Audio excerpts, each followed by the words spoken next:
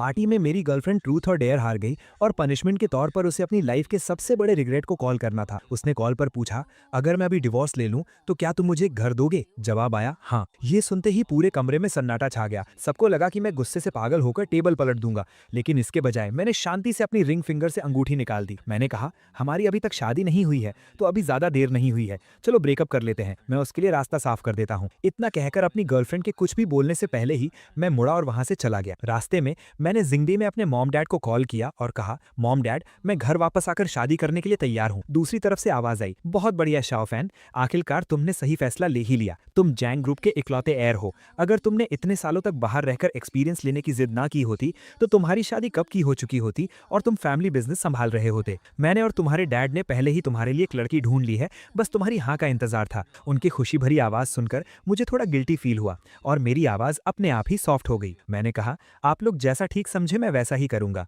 उन्होंने कहा, ठीक है, वेडिंग 19 जनवरी को फिक्स कर देते हैं, कैसा रहेगा? तुम वापस कब आ रहे हो? क्या तुम अपनी फियांसे से पहले मिलना चाहोगे?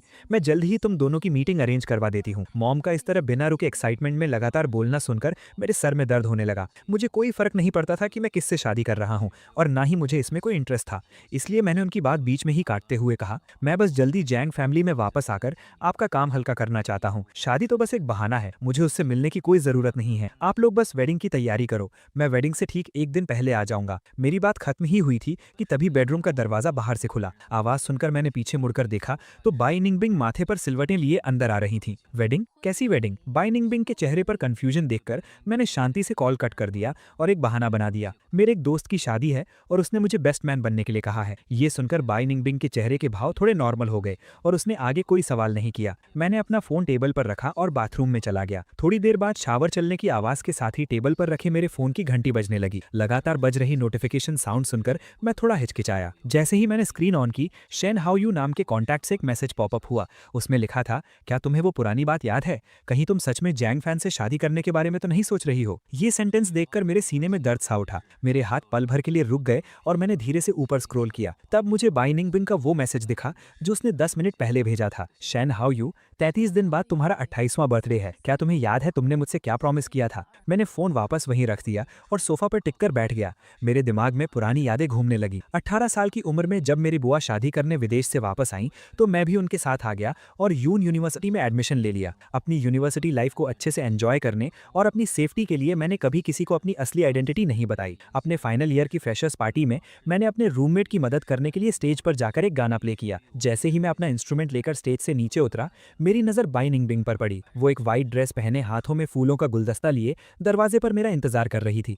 उसकी आंखों में एक अजीब सी चमक थी। उसने मुझसे पूछा, क्या हम कॉन्टैक्ट नंबर एक्सचेंज कर सकते हैं? मैं हमेशा से अच्छी शक्ल वालों पर फिदा हो जाता था, इसलिए मैंने तुरंत हाँ कर दी। उसके बाद हम हर रोज बात करने, हम अक्सर यहाँ वहाँ टकरा जाते थे। हमारे मिलने के तीसरे महीने बाई निंगबिंग ने खुद मुझे प्रपोज की। वो मेरा पहला प्यार था, लव एट फर्स्ट साइट। मेरे पास मना करने का कोई कारण नहीं था और इस तरह हम एक साथ हो गए। 21 साल की उम्र से लेकर 28 साल की उम्र तक हम साथ रहे। इन 7 सालों में मेरी फैमिली हमेशा मुझे वापस आकर अरेंज मैरिज करने के लिए फोर्स करती। कई बार उन्हें मना करने के बाद मैंने बाई निंगबिंग के मन की बात जानने की कोशिश की, लेकिन जब भी मैं शादी का टॉपिक छेड़ता वो ऐसे बिहेव करती जैसे उसे सांप सूंघ गया हो और वो तुरंत बात पलट देती। शुरू में मुझे लगा कि शायद वो अभी शादी के लिए रेडी नहीं है, लेकिन जब ऐसा कई बार हुआ तो मुझे कुछ गड़बड़ लगने लगी। और फिर 15 दिन पहले एक पार्टी में शराब पीने के बाद दोस्तों की बातचीत से मुझे असली सच पता चला। दरअसल बाई निंगबिंग के दिल में हमेशा से उसका childhood friend Shane how you बसा था, लेकिन अफसोस प्यार सिर्फ एक तरफा था। शेन हाउ यू उसे सिर्फ एक दोस्त मानता था और बाई निंगबिंग ने मुझे इसलिए अप्रोच किया था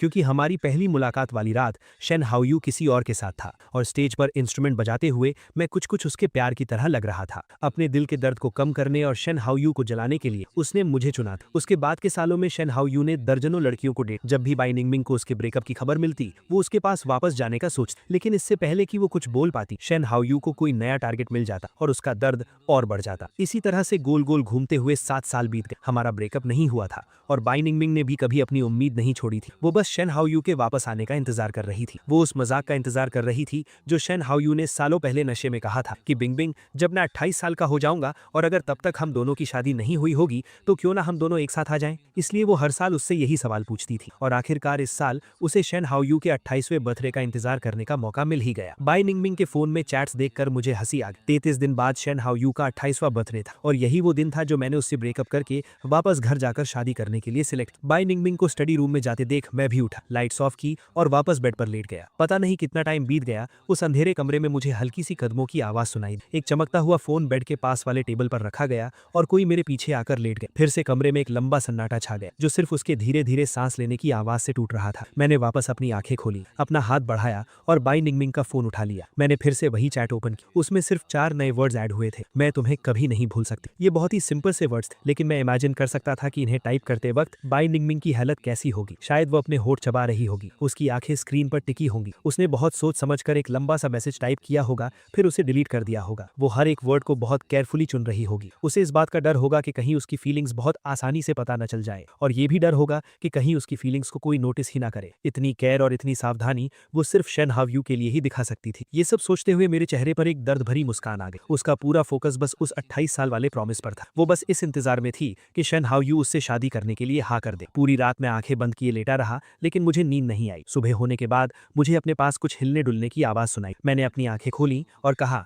आज काम से जल्दी आ जाना। बाई निंगमिंग अपने हाथों पर लोशन लगा रही थी। उसने कंफ्यूजन से मेरी तरफ देखा और पूछा, क्या कोई काम है? कुछ देर चुप रहने के बाद मैंने धीरे से कहा, आज तुम्हारा बर्थडे है, क्या तुम भूल गई? बिंगबिंग थोड़ी चौंक गई और फिर उसने हाँ में सिर हिलाया। पिछले 15 दिनों से बिंगबिंग के दिमाग में सिर्फ शेन हाओयू और उसका 28 साल वाला प्रॉमिस ही चल रहा था। उसे किसी और चीज की परवाह नहीं थी, यहाँ तक कि वो अपना बर्थडे भी भूल चुकी थी। ये याद करके कि कैसे मैंने पिछले 2 महीनों में उसके लिए एक सरप्राइज पार्टी प्लान करने में इतनी मेहनत की थी, मुझे अब सब बेकार लग रहा था। मेरे अंदर बहुत सारे इमोशंस चल रहे थे। बाई निंगबिंग ने मेरे चेहरे की बदलते एक्सप्रेशंस को नोटिस नहीं की। उसने बस इतना कहा, इसे सिंपल ही रखना, इसे पहले की तरह ग्रैंड बनाने की जरूरत नहीं है। पिछले सालों में मैंने हमेशा उसे खुश करने के लिए उसकी बर्थडे पार्टी में अपनी पूरी जान लगा दी, लेकिन उसने कभी मेरी एफर्ट्स की कदर नहीं की थी। इसलिए उसकी ये बात सुनकर मेरी आवाज में एक अजीब सी हंसी थी। मैंने कहा, पार्टी की तैयारी हो चुकी है, सबने आने के लिए हाँ भी कर दी है, तो अब इसे कैंसिल नहीं किया जा सकता। इस पार्टी की तैयारी मैंने 3 महीने पहले ही शुरू कर दी थी। उस वक्त मुझे नहीं पता था कि उसके दिल में कोई और है। अगर मुझे पहले पता होता तो मैं ये पार्टी कभी ऑर्गेनाइज नहीं करता। मेरी बात सुनने के बाद बिंगबिंग ने कुछ नहीं कहा। वो अपना फोन लेकर बेडरूम से बाहर चली, लेकिन उसके मुड़ने से ठीक पहले मैंने उसके माथे पर शिकन देख ली। ऑफिस पहुंचने के बाद मैं सीधा मैनेजर के कैबिन में गया और अपना रेजिग्नेशन दे दिया। जब मैं बाहर आया तो मेरे हाथ में रेजिग्नेशन लेटर देखकर पूरे ऑफिस में हंगामा मच गया। शाओफैन, क्या तुम जा रहे हो?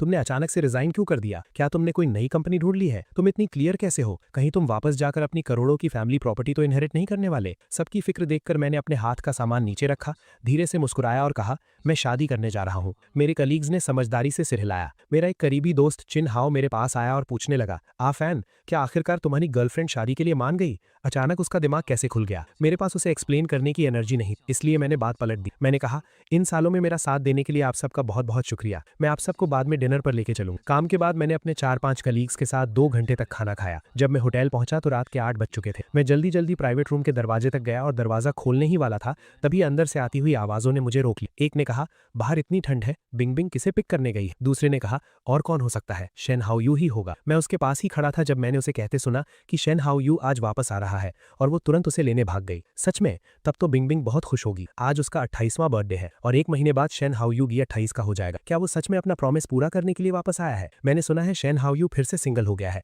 ऐसा लग रहा है कि वो सच में उसी के लिए वापस आया है। लेकिन अगर वो दोनों सच में एक साथ आ गए तो जियांग फैन का क्या होगा? हमने उससे इतने सालों तक ये बात छुपाई है। 7 साल हो गए और उसे तो ये भी नहीं पता कि शेन हाओयू कौन है। वो अभी भी बिंगबिंग से पागलों की तरह प्यार करता है। इसमें हम क्या कर सकते हैं? बिंगबिंग तो शेन हाओयू के प्यार में अंधी है। अगर शेन हाओयू ने अपना प्रॉमिस पूरा कर दिया तो 100% जियांग फैन को लात पड़ने वाली है। वो अपनी किस्मत को ही दोष दे सकता है। अच्छी बात यह है कि उसका कोई खास बैकग्राउंड नहीं है, तो अगर उनका ब्रेकअप होता भी है तो उसे आसानी से हैंडल किया जा सकता है। हाँ, ये सच है कि उसने इन सालों में हमारे और बिंगबिंग के लिए बहुत कुछ किया है, लेकिन हम बिंगबिंग की फ्रेंड्स हैं तो हमें उसी की साइड लेनी पड़ेगी। अगर सच में ब्रेकअप होता है तो हम बिंगबिंग को मुश्किल में नहीं पड़ने देंगे। हम आगे आकर जियांग फैन को कोई गाड़ी या कुछ और दे देंगे ब्रेकअप फी समझकर। मैं चुपचाप उनकी बातें सुनता रहा, बिना कोई रिएक्शन दी। शायद मैंने जाने का मन बना लिया था। मैं 15 दिन पहले जितना दुखी नहीं था, बल्कि मुझे तो अब हंसी आ रही थी। बाई निंगबिंग मुझसे ब्रेकअप करने वाली थी और वो भी अपनी फ्रेंड्स के थ्रू मुझे किनारे लगाने का प्लान बना रही थी। आखिर मैं पिछले 7 सालों से ये कैसा रिलेशनशिप निभा रहा था, लेकिन अफसोस इस बार छोड़कर जाने वाला मैं था। मैं दरवाजे के बाहर ही खड़ा रहा। ठीक उसी वक्त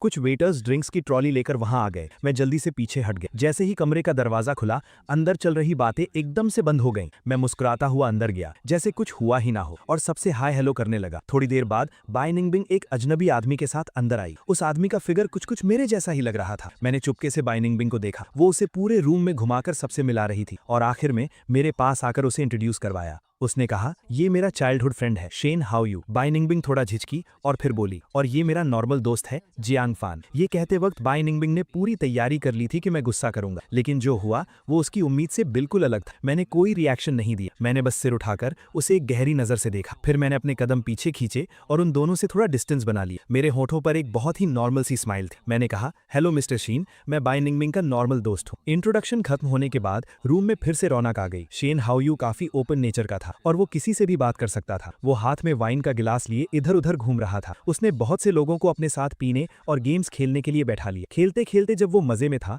तो उसके हाथों में कार्ड्स होने की वजह से उसे खाने में दिक्कत हो रही थी। उसने किसी को उसे तरबूज के कुछ टुकड़े खिलाने के लिए कहा। बाई निंगबिंग ने बिना कुछ सोचे अपने फॉक से एक टुकड़ा उठाया और उसे खिला दिया। शेन हाउ यू ने भी बिना कुछ सोचे समझे थोड़ा मुड़कर वो खा लिया और फिर उसका गिलास उठाकर आधी वाइन पी गया। मैं कुछ दूरी पर बैठा ये सब देख रहा था कि कैसे बाई निंगबिंग ने उस गिलास को पकड़ा हुआ था और उसे छोड़ नहीं रही थी। वो उसी गिलास से एक के बाद एक पैक पी रही थी और हर बार वो गिलास को ठीक वहीं से होठों से लगाती जहां से अभी अभी शेन हाउ यू ने पिया था। आखिर में वो काफी नशे में हो गई, लेकिन बर्थडे का मेन फंक्शन तो अभी बाकी था। सबने बर्थडे सॉन्ग गाना शुरू किया और उसे मोमबत्तियां बुझाकर विश मांगने के लिए कहा। शोरगुल से भरा कमरा अचानक शांत हो गया। मैं उठा, खुद केक लेकर आया और उस पर मोमबत्तियां लगा दी। मोमबत्तियों पर 28 का नंबर देखकर बाई निंगबिंग ने अपना सिर सहलाया, जैसे अपना नशा उतारने की कोशिश कर रही हो। उसकी आंखों में नशा साफ दिख रहा था। उसने पूरे रूम में देखा और फिर अपनी एक उंगली उठाते हुए कहा, इस साल मैं कोई विश नहीं मांगना चाहती, इसके बजाय मैं एक सवाल पूछना चाहती हूँ। ये कहते हुए उसने शेन हाउ यू की तरफ इशारा किया। उसकी वो नशे में धुत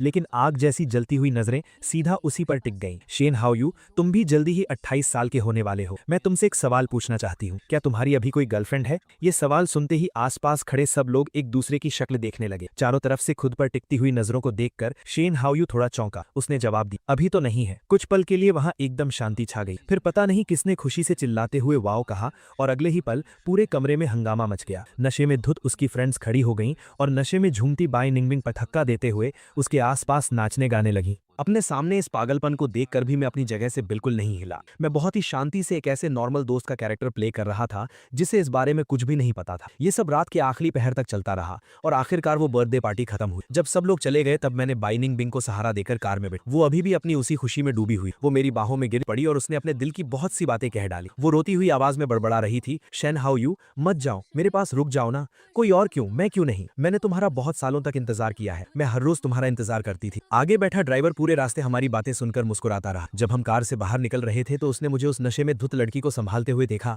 और वो मजाक करने से खुद को रोक नहीं पाया। उसने कहा, सर, आपकी गर्लफ्रेंड आपसे बहुत प्यार कर। मैंने ड्राइवर की तरफ देखकर एक हल्की सी स्माइल दी और बहुत ही काम टोन में कहा, वो शेन हाउ यू से बहुत प्यार करती, लेकिन मैं शेन हाउ यू नहीं हूँ। रात भर के हैंगओवर के बाद जब बाई निंगबिंग उठी तो उसे पिछली रात की सारी बातें याद आ गई। उसने मुझे पकड़ा और सफाई देने लगी। आफान, कल रात जैसे ही मैं क्लब पहुंची मुझे बहुत शराब पिला दी। मैंने शायद नशे में बहुत सी उल्टी सीधी बातें कह दी होंगी। वो सब मैंने नशे में कहा था। तुम उन बातों को दिल पर मत लेना। मुझे उम्मीद नहीं थी कि उसे कल रात की बातें याद होंगी और ना ही मुझे ये उम्मीद थी कि वो इतना घटिया बहाना बनाएगी, लेकिन फिर भी मैंने बहुत ही कामली उसकी इस एक्टिंग में उसका साथ दी। मैंने हल्का सा सिर हिलाया और कहा, कोई बात नहीं, मुझे पता है। पता नहीं क्यों मेरे इस शांत चेहरे को देखकर और कल रात शेन हाउ यू से मेरे इंट्रोडक्शन के रिएक्शन को याद करके बाई निंगबिंग को अचानक घबराहट होने लगी। वो जितना इसके बारे में सोचती उसे लगता कि कुछ तो गड़बड़ है। उसने जल्दी से टॉपिक चेंज करते हुए कहा, कल रात मैं सबके साथ शराब पीने में इतना बिजी हो गई कि मैंने तुम्हें पूरी तरह से इग्नोर कर दी। जियांग फान, क्या तुम मुझसे नाराज हो? आज काम के बाद हम डेट पर चले? मैंने कहा, नाराजगी कैसी, मुझे दोपहर में कुछ काम है तो मैं नहीं जा पाऊंगा। मुझे इतनी जल्दी मना करते देखकर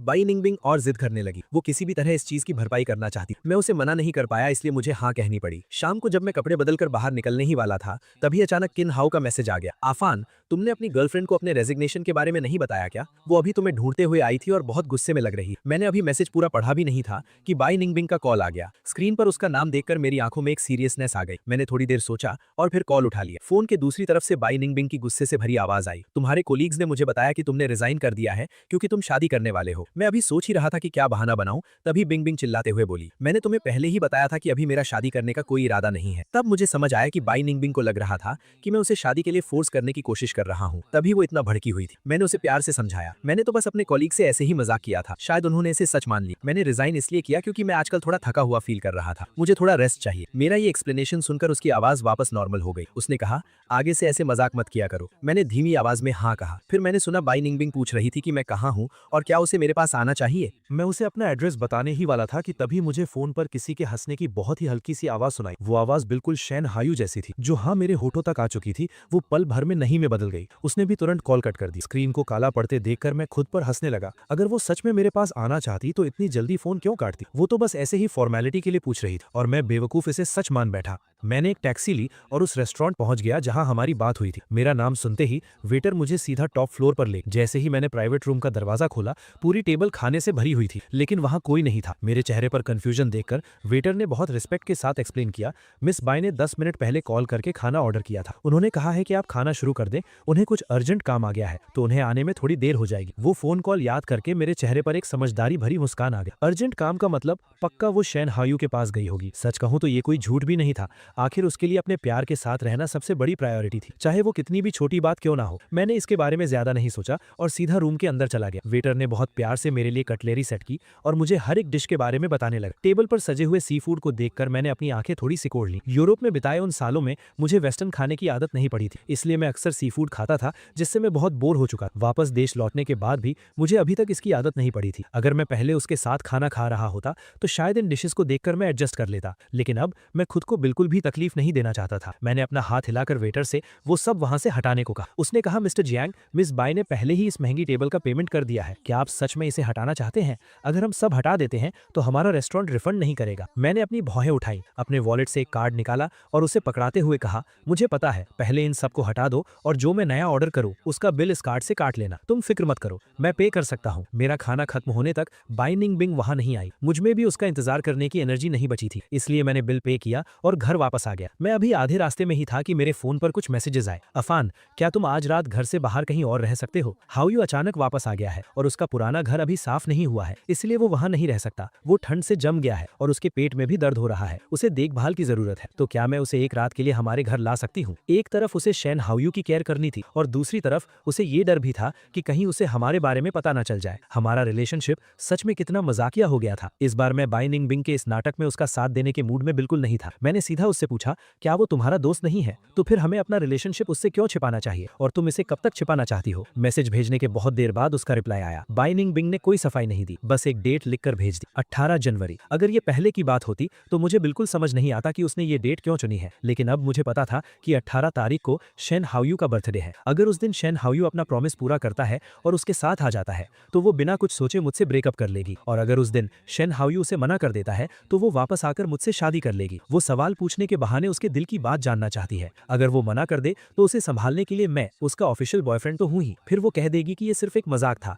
चाहे उसे आगे बढ़ना हो या पीछे हटना हो, उसके पास हर चीज का परफेक्ट सोल्यूशन था। मुझे तो उसकी इस चालाकी पर दाद देनी चाहिए, लेकिन अफसोस, मैं अब उसकी लाइफ में और बैकअप प्लान बनकर नहीं रहना चाहता था। मैंने उसे कोई रिप्लाई नहीं, सीधा अपना फोन स्विच ऑफ कर दी और कैब वाले को एक होटल का एड्रेस बता दिया। सोने से पहले मैंने थोड़ी शराब पी और अगली दोपहर को ही मेरी आंख, मैं टाइम देखना चाहता था। जैसे ही मैंने फोन ऑन की, उसमें दर्जनों नए मैसेजेस आ गए। इनमें से ज्यादातर बाई निंगबिंग के थे और कुछ उसकी फ्रेंड्स के। उसमें लिखा था, तुम कहाँ हो? तुम कॉल क्यों नहीं उठा रहे, ना ही मैसेजेस का रिप्लाई दे रहे? हमें डराओ मत। बिंग पागलों की तरह पूरी रात तुम्हें ढूंढती रही। इल्जामों से भरे इन मैसेजेस को देखकर मैं हंस पड़ा। क्या फोन स्विच ऑफ करके सो जाना डराना होता है? और वैसे भी उन सबको पता था कि बाई निंगबिंग सबसे ज्यादा प्यार शैन हायू से करती है। क्या उसे सच में मेरी कोई परवाह थी? मैं यही सोच रहा था कि तभी बाई निंगबिंग का कॉल आ गया। उसकी आवाज में गुस्सा साफ झलक रहा। उसने कहा, आफान, हायू बस एक रात रुकने के लिए आया था। क्या तुम्हें इतना गुस्सा होने की जरूरत है? अगर तुम खुश नहीं थे तो अपना गुस्सा इस तरह तो नहीं निकालना चाहिए था। मुझमें उसे और एक्सप्लेन करने की हिम्मत नहीं थी, इसलिए मैंने बहाना बना दी। मैंने कहा, मैं गुस्सा नहीं हूँ, मेरे फोन की बैटरी डेड हो गई थी, इसलिए वो अपने आप स्विच ऑफ हो गया। अगर पहले की बात होती तो बाई निंगबिंग मेरी इस बात पर यकीन कर लेती, लेकिन आज पता नहीं क्यों उसे शक हो गया। उसने पूछा, तो फिर ऐसा क्यों है कि मैं पहले तुमसे हमेशा कांटेक्ट कर पाती थी, सिर्फ कल रात ही तुम्हारा फोन स्विच ऑफ क्यों था? उसके इस सवाल ने मुझे चौंका दिया और मुझे पुरानी बातें याद आ गई। कुछ साल पहले एक रात बाई निंगबिंग के पेट में बहुत दर्द, वो अपनी सेक्रेटरी को कॉल कर रही थी, लेकिन गलती से मुझे कॉल लगी। ये सुनकर मैं तुरंत उठा और उसके लिए दवा लेकर गया। पिछले साल जब वो बिजनेस ट्रिप पर विदेश गई थी तो वहां 7-8 घंटे का टाइम डिफरेंस। बाई निंगबिंग को यहाँ का टाइम याद नहीं रहा और उसने रात के 3-4 बजे मुझे एक डॉक्यूमेंट के लिए कॉल कर दी। मैंने अपनी नींद उड़ाई और उठकर कंप्यूटर पर उसके लिए वो डॉक्यूमेंट ढूंढा। 3 महीने महीने पहले ही मेरा अपेंडिक्स का ऑपरेशन हुआ था। मैं बस ऑपरेशन थिएटर से बाहर ही आया था और एनेस्थीसिया का असर भी पूरी तरह से नहीं उतरा था, तभी उसका मैसेज आया कि उसे मिल्क टी पीनी है। मैंने एक नर्स से रिक्वेस्ट करके उसके लिए वो भिजवाई। ये सारी छोटी छोटी चीजें इस बात का सबूत थीं कि मैं उससे कितना प्यार करता था, लेकिन अफसोस मैं चाहे कुछ भी कर लूं वो कभी ये सब नहीं देख पाया। ये सब सोचकर मेरी आवाज में एक दर्द भरी मुस्कान आ गई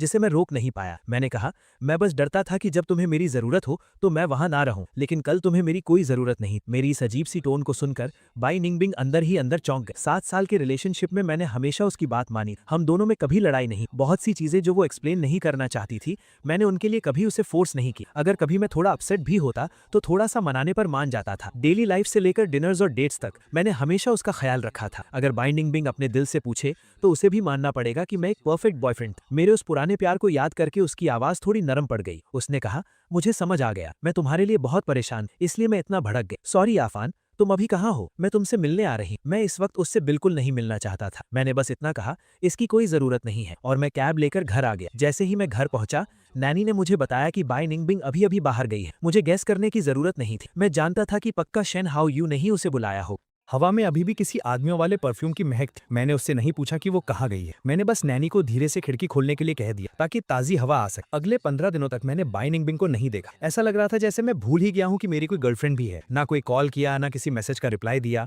शेन हायू की सोशल मीडिया पोस्ट से मुझे साफ पता चल रहा था कि वो कहाँ है, लेकिन मैं उससे पूछना नहीं चाहता था कि वो कहाँ जाती है, और ना ही मैं ये जानना चाहता था कि उसके दिमाग में क्या चल रहा है। मेरे लिए तो बस अब हर दिन एक काउंटडाउन की तरह था। मैं उस इंसान पर अपना टाइम और एनर्जी वेस्ट नहीं करना चाहता था जिसे आखिरकार मुझे छोड़ना ही था। न्यू ईयर की रात आसमान से बर्फ गिर रही थी। मेरा मूड अच्छा था, इसलिए मैं पूरी रात कांच की बड़ी खिड़की के सामने बैठकर मूवी देखता रहा। सुबह के वक्त बाहर आतिशबाजी की आवाजें आ रही। मैं थोड़ा थक गया था, इसलिए रॉकिंग चेयर पर लेटकर सोशल मीडिया स्क्रॉल करने लगा। पूरी रात शांत रहने वाले दरवाजे के बाहर अचानक से कदमों की आवाज आई। मैं चेयर से उठा और मैंने देखा कि बाई निंगबिंग नशे में धुत वापस आई है। वो लड़खड़ाती हुई अंदर आई और अपने हाथ में पकड़े हुए बहुत सारे बैग सोफा पर फेंक दी। फिर उसने मेरे सामने उन्हें एक एक करके खोलना शुरू कर दी। ये वो 2 मफलर्स हैं जो मैंने अभी खरीदे हैं। बाहर इतनी बर्फ गिर रही है। अ फैन, क्या तुम्हें ठंड लग रही है? अ फैन, ये रोलेक्स वॉच मैंने कुछ दिन पहले तुम्हारे न्यू ईयर गिफ्ट के लिए खरीदी थी। देखो, क्या तुम्हें ये पसंद आई? ये कहते हुए बाई निंगबिंग वो सारे गिफ्ट्स मेरे ऊपर डालने लगी। मुझे बहुत गर्मी लग रही थी, इसलिए मैंने वो मफलर उतार दिया। वो मेरा हाथ पकड़कर मुझसे माफी मांगने लगी। सॉरी, मैं इन दिनों बहुत बिजी थी, मेरे पास तुमसे मिलने आने का टाइम नहीं मिला। क्या तुम मुझसे फिर से नाराज हो? और पिछली बार मुझे तुम्हें ऐसे छोड़कर नहीं जाना चाहिए था जियांग फैन। क्या तुम मुझे माफ कर दोगे? आगे से हम सब कुछ ठीक रखेंगे। ये कहते हुए बाई निंगबिंग मेरे और करीब आ गई और मुझे किस करने की कोशिश करने लगी। मैं उसके शरीर से आ रही शराब की बदबू बर्दाश्त नहीं कर पा रहा था। मुझे ये भी समझ नहीं आ रहा था कि उसे अब क्या दौरा पड़ गया है। बहुत मुश्किल से मैंने उसे समझा बुझाकर बेडरूम में भेज। उसके सो जाने के बाद मैंने लिविंग रूम में फैले हुए सारे बैग समेटे और अपना फोन उठाया। मेरी फीड पर एक के बाद एक कपल्स के प्यार भरे पोस्ट्स आ रहे थे, लेकिन मेरी नजर शेन हायो की पोस्ट पर टिक गई। उसने 9 फोटोज का एक ग्रिड पोस्ट किया था। वो सारी फोटोज बर्फबारी के बीच एक लड़की के साथ ली गई थी। उसका कैप्शन भी बहुत मजेदार था, सीजन की पहली बर्फबारी में एक सही और प्यार करने वाले इंसान से मुलाकात। इस पोस्ट को देखकर मेरे मन के सारी डाउट्स क्लियर हो गए। कोई हैरानी की बात नहीं कि बाई निंगबिंग अचानक नशे में धुत वापस आ गई थी और मुझसे माफी मांगने की कोशिश कर रही थी। तो बात यह थी कि जिस इंसान से वो प्यार करती थी उसे एक नई गर्लफ्रेंड मिल गई थी। हाँ, ये सच है। अगर ऐसा नहीं होता तो उसे मेरे जैसे पुराने इंसान की याद कैसे आती? मेरी आंखों में एक तंज था।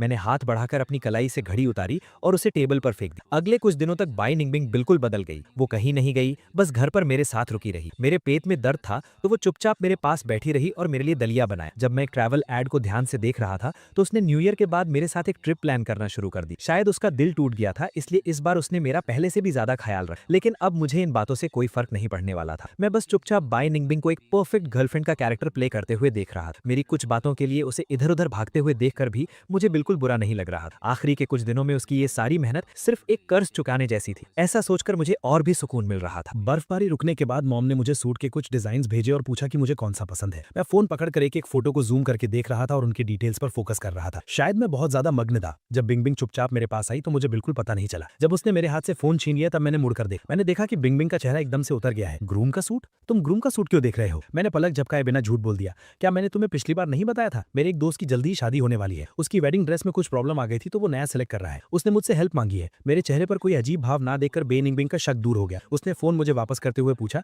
मैं भूल गई कि शादी किस दिन है। मैं भी तुम्हारे साथ चलूंगी। उसके सीरियस चेहरे को देखकर मेरे चेहरे पर एक अजीब अजीब सी स्माइल आ गई। 19 जनवरी, क्या तुम सच में जाना चाहती हो? ये डेट सुनकर बे निंगबिंग कुछ पल के लिए सन्न रह गई। मैं उसे घूरता रहा और बहुत आराम से उसके जवाब का इंतजार करने लगा। काफी देर की खामोशी के बाद उसने एक जबरदस्ती की मुस्कान के साथ कहा, तब का तब देखेंगे। मेरे इस सवाल के बाद से बे निंगबिंग फिर से अपने उसी उदास मूड में चली गई थी। वो पूरा दिन ख्यालों में खोई रहती थी, जैसे कोई सपना देख रही हो। वेडिंग का बहाना होने की वजह से मैंने उससे कुछ नहीं छुपाया। मैं उसके सामने ही अपना सामान पैक करने लगा। ग्रेजुएशन के बाद नदी के किनारे वाले इस अपार्टमेंट में शिफ्ट हुए मुझे 6 साल हो गए थे। कमरे में मेरा बहुत सारा सामान था। मैंने सिर्फ वही चीजें पैक की जो मैंने खुद खरीदी थी, बाकी सब यहीं छोड़ दिया। वैसे भी जिंगपई वापस जाने के बाद वो मेरी ही जगह होगी। जो भी चाहिए होगा मैं खरीद लूंगा। ये बची हुई चीजें मैं यहीं छोड़ दूंगा। कभी कभी जब बे निंगबिंग होश में आती थी तो वो मेरा सामान चेक करती थी, लेकिन अंदर का सामान देखकर उसने कभी मुझसे एक भी सवाल नहीं पूछा। मैं जानता था कि अब उसका पूरा ध्यान बस इस बात पर था कि शन हायो उसे अपने बर्थडे पार्टी का इन्विटेशन दे। उसने नोटिस भी नहीं किया कि मैंने चुपके से अपने कितना सारा पर्सनल सामान फेंक दिया है। जब तक वो कपल आइटम्स जो मेरे लिए कभी बहुत कीमती थे अपनी जगह पर रखे थे, उसे शक भी नहीं होगा कि मैं एक बार गया तो कभी लौट कर नहीं आऊंगा। अखिलस की नजरों में मैं उससे इतना प्यार करता था कि उसके लिए अपनी जान भी दे सकता था,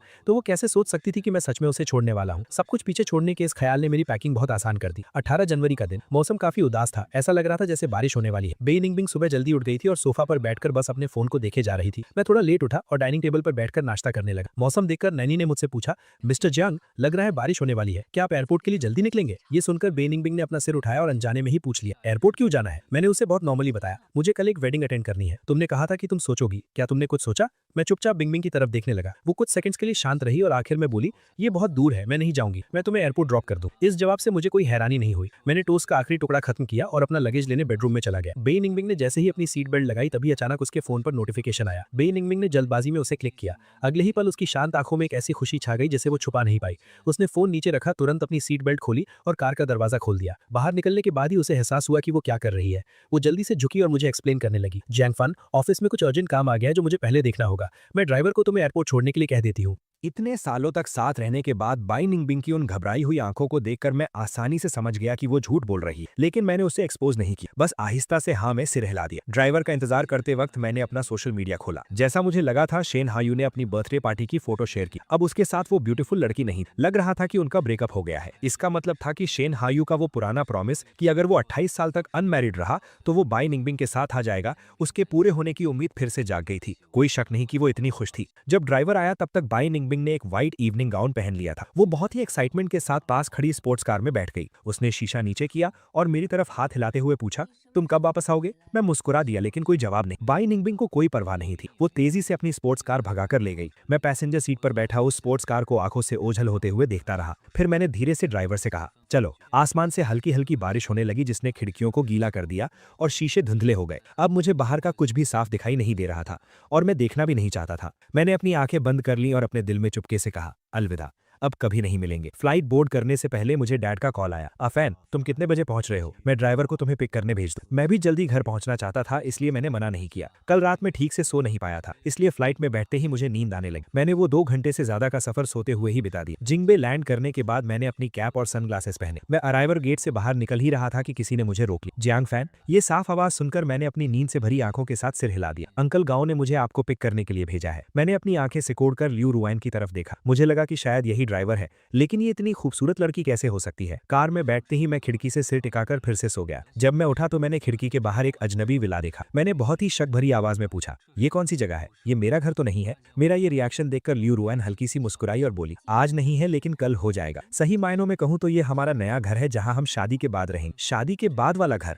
ये सुनकर मैं बिल्कुल सुन्न रह गया। मेरी नींद पूरी तरह उड़ चुकी थी। मैंने अपनी कैप और सनग्लासेस उतारे और नीचे लियू रुआन की तरफ देखा, जहाँ मेरी नजर उसकी उन मुस्कुराती हुई आंखों से मिली। मेरी आंखों में हैरानी देखकर लियू रुआन को भी सब समझ आ गया। उसने अपना हाथ आगे बढ़ाया और बोली, मैं खुद को इंट्रोड्यूस करना भूल गई, मिस्टर जियांग, मैं लियू रुआन हूँ। मैंने एक अजीब सी मुस्कान के साथ अपना हाथ आगे बढ़ाया और लियू रुआन से हाथ मिलाया। मेरी आवाज में थोड़ी शर्मिंदगी थी। मैंने कहा, आई एम सॉरी, मेरी नींद पूरी नहीं हुई थी तो मैं पहचान नहीं पाया। मैं जियांग फैन हूँ। लियू रुआन मुस्कुराई। उसकी आवाज बहुत हल्की थी और उसे बिल्कुल बुरा नहीं लगा। उसने कहा, कोई बात नहीं, आगे हमारे पास एक दूसरे को जानने के लिए बहुत वक्त होगा। ठीक उसी वक्त दूसरी तरफ बाई निंगबिंग प्राइवेट रूम के बाहर अपने गाउन को ठीक कर रही और उसके हर एक फोल्ड को सीधा कर रही। उसका फोन वाइब्रेट हुआ। उसने निकाल कर देखा तो वो ड्राइवर का मैसेज था जिसमें लिखा था कि मिस्टर जियांग ने फ्लाइट बोर्ड कर ली है। काफी सोचने के बाद उसने एक मैसेज भेज ही दिया, पहुंचने के बाद मुझे बता देना कि तुम सेफ हो। खुद को संभालने के बाद बाई निंगबिंग ने एक गहरी सांस ली और दरवाजा खोल दिया। उसकी नजरें सीधा सेंटर में खड़े उस इंसान पर टिक गईं जिसके वो सपने देखती थी। उसकी हार्ट बीट अपने आप तेज हो गई। वो तेजी से उसके पास गई। कुछ लोगों की भीड़ के पीछे से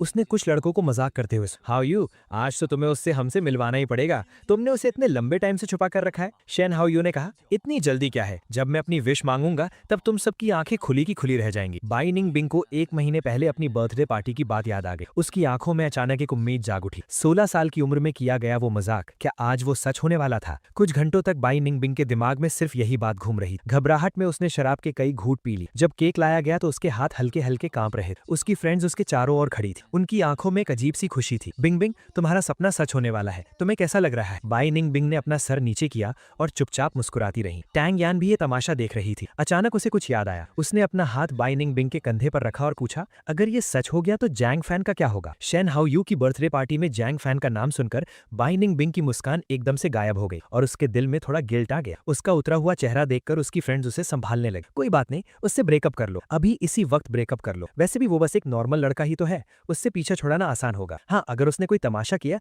तो हम उसे हैंडल कर लेंगे। बिंगबिंग, तुम चिंता मत करो। उन सबके चढ़ाने पर बाई निंगबिंग ने अपना फोन निकाला और कुछ टाइप किया, लेकिन उसकी उंगली सेंड बटन पर जाकर रुक गई। उसे ऐसे हिचकिचाते हुए देखकर कुछ फ्रेंड्स बेताब हो उठे। उन्होंने उसका हाथ पकड़ा और बटन दबा दी। स्क्रीन पर लिखा था, पहुंच गए, मुझे बता दें। और उसके ठीक नीचे एक नया मैसेज चला गया, हम ब्रेकअप कर रहे हैं। दोनों मैसेजेस के बीच 3 घंटे का गैप था। टाइम के हिसाब से मेरी फ्लाइट लैंड कर चुकी होगी और मुझे जल्दी ही वो मैसेज मिल जाए। बाई निंगबिंग अभी भी यही सोच रही थी कि तभी उसकी फ्रेंड्स उसे सीधा पार्टी के सेंटर में ले गई। बर्थडे सॉन्ग के शोर और बाई निंगबिंग की बेताब उम्मीदों के बीच शेन हाओयू ने अपने दोनों हाथ जोड़े और पूरे दिल से एक विश मांगी। उसने कहा, मैं उम्मीद करता हूँ कि 28 साल की उम्र में मेरे लिए सब कुछ अच्छा हो और मैं अगले साल रुक्शवे के साथ मिलकर विश मांग सकूं। अगले ही पल बाई निंगबिंग का मुस्कुराता हुआ चेहरा एकदम पीला पड़ गया। कमरे में खड़े बाकी सब लोग भी हैरान थे। सब पूछने लगे, रुक्शवे कौन है, हमें भी मिलवाओ। लोगों के ऐसे मजे लेने पर शेन हाओयू का चेहरा खुशी से लाल हो गया। उसने कहा, वो मेरी नई गर्लफ्रेंड है। इतना बोलते ही बाहर से किसी ने दरवाजा खोला। एक बहुत ही खूबसूरत लड़की धीरे धीरे अंदर आई। उसने सबको देखकर मुस्कुराते हुए कहा,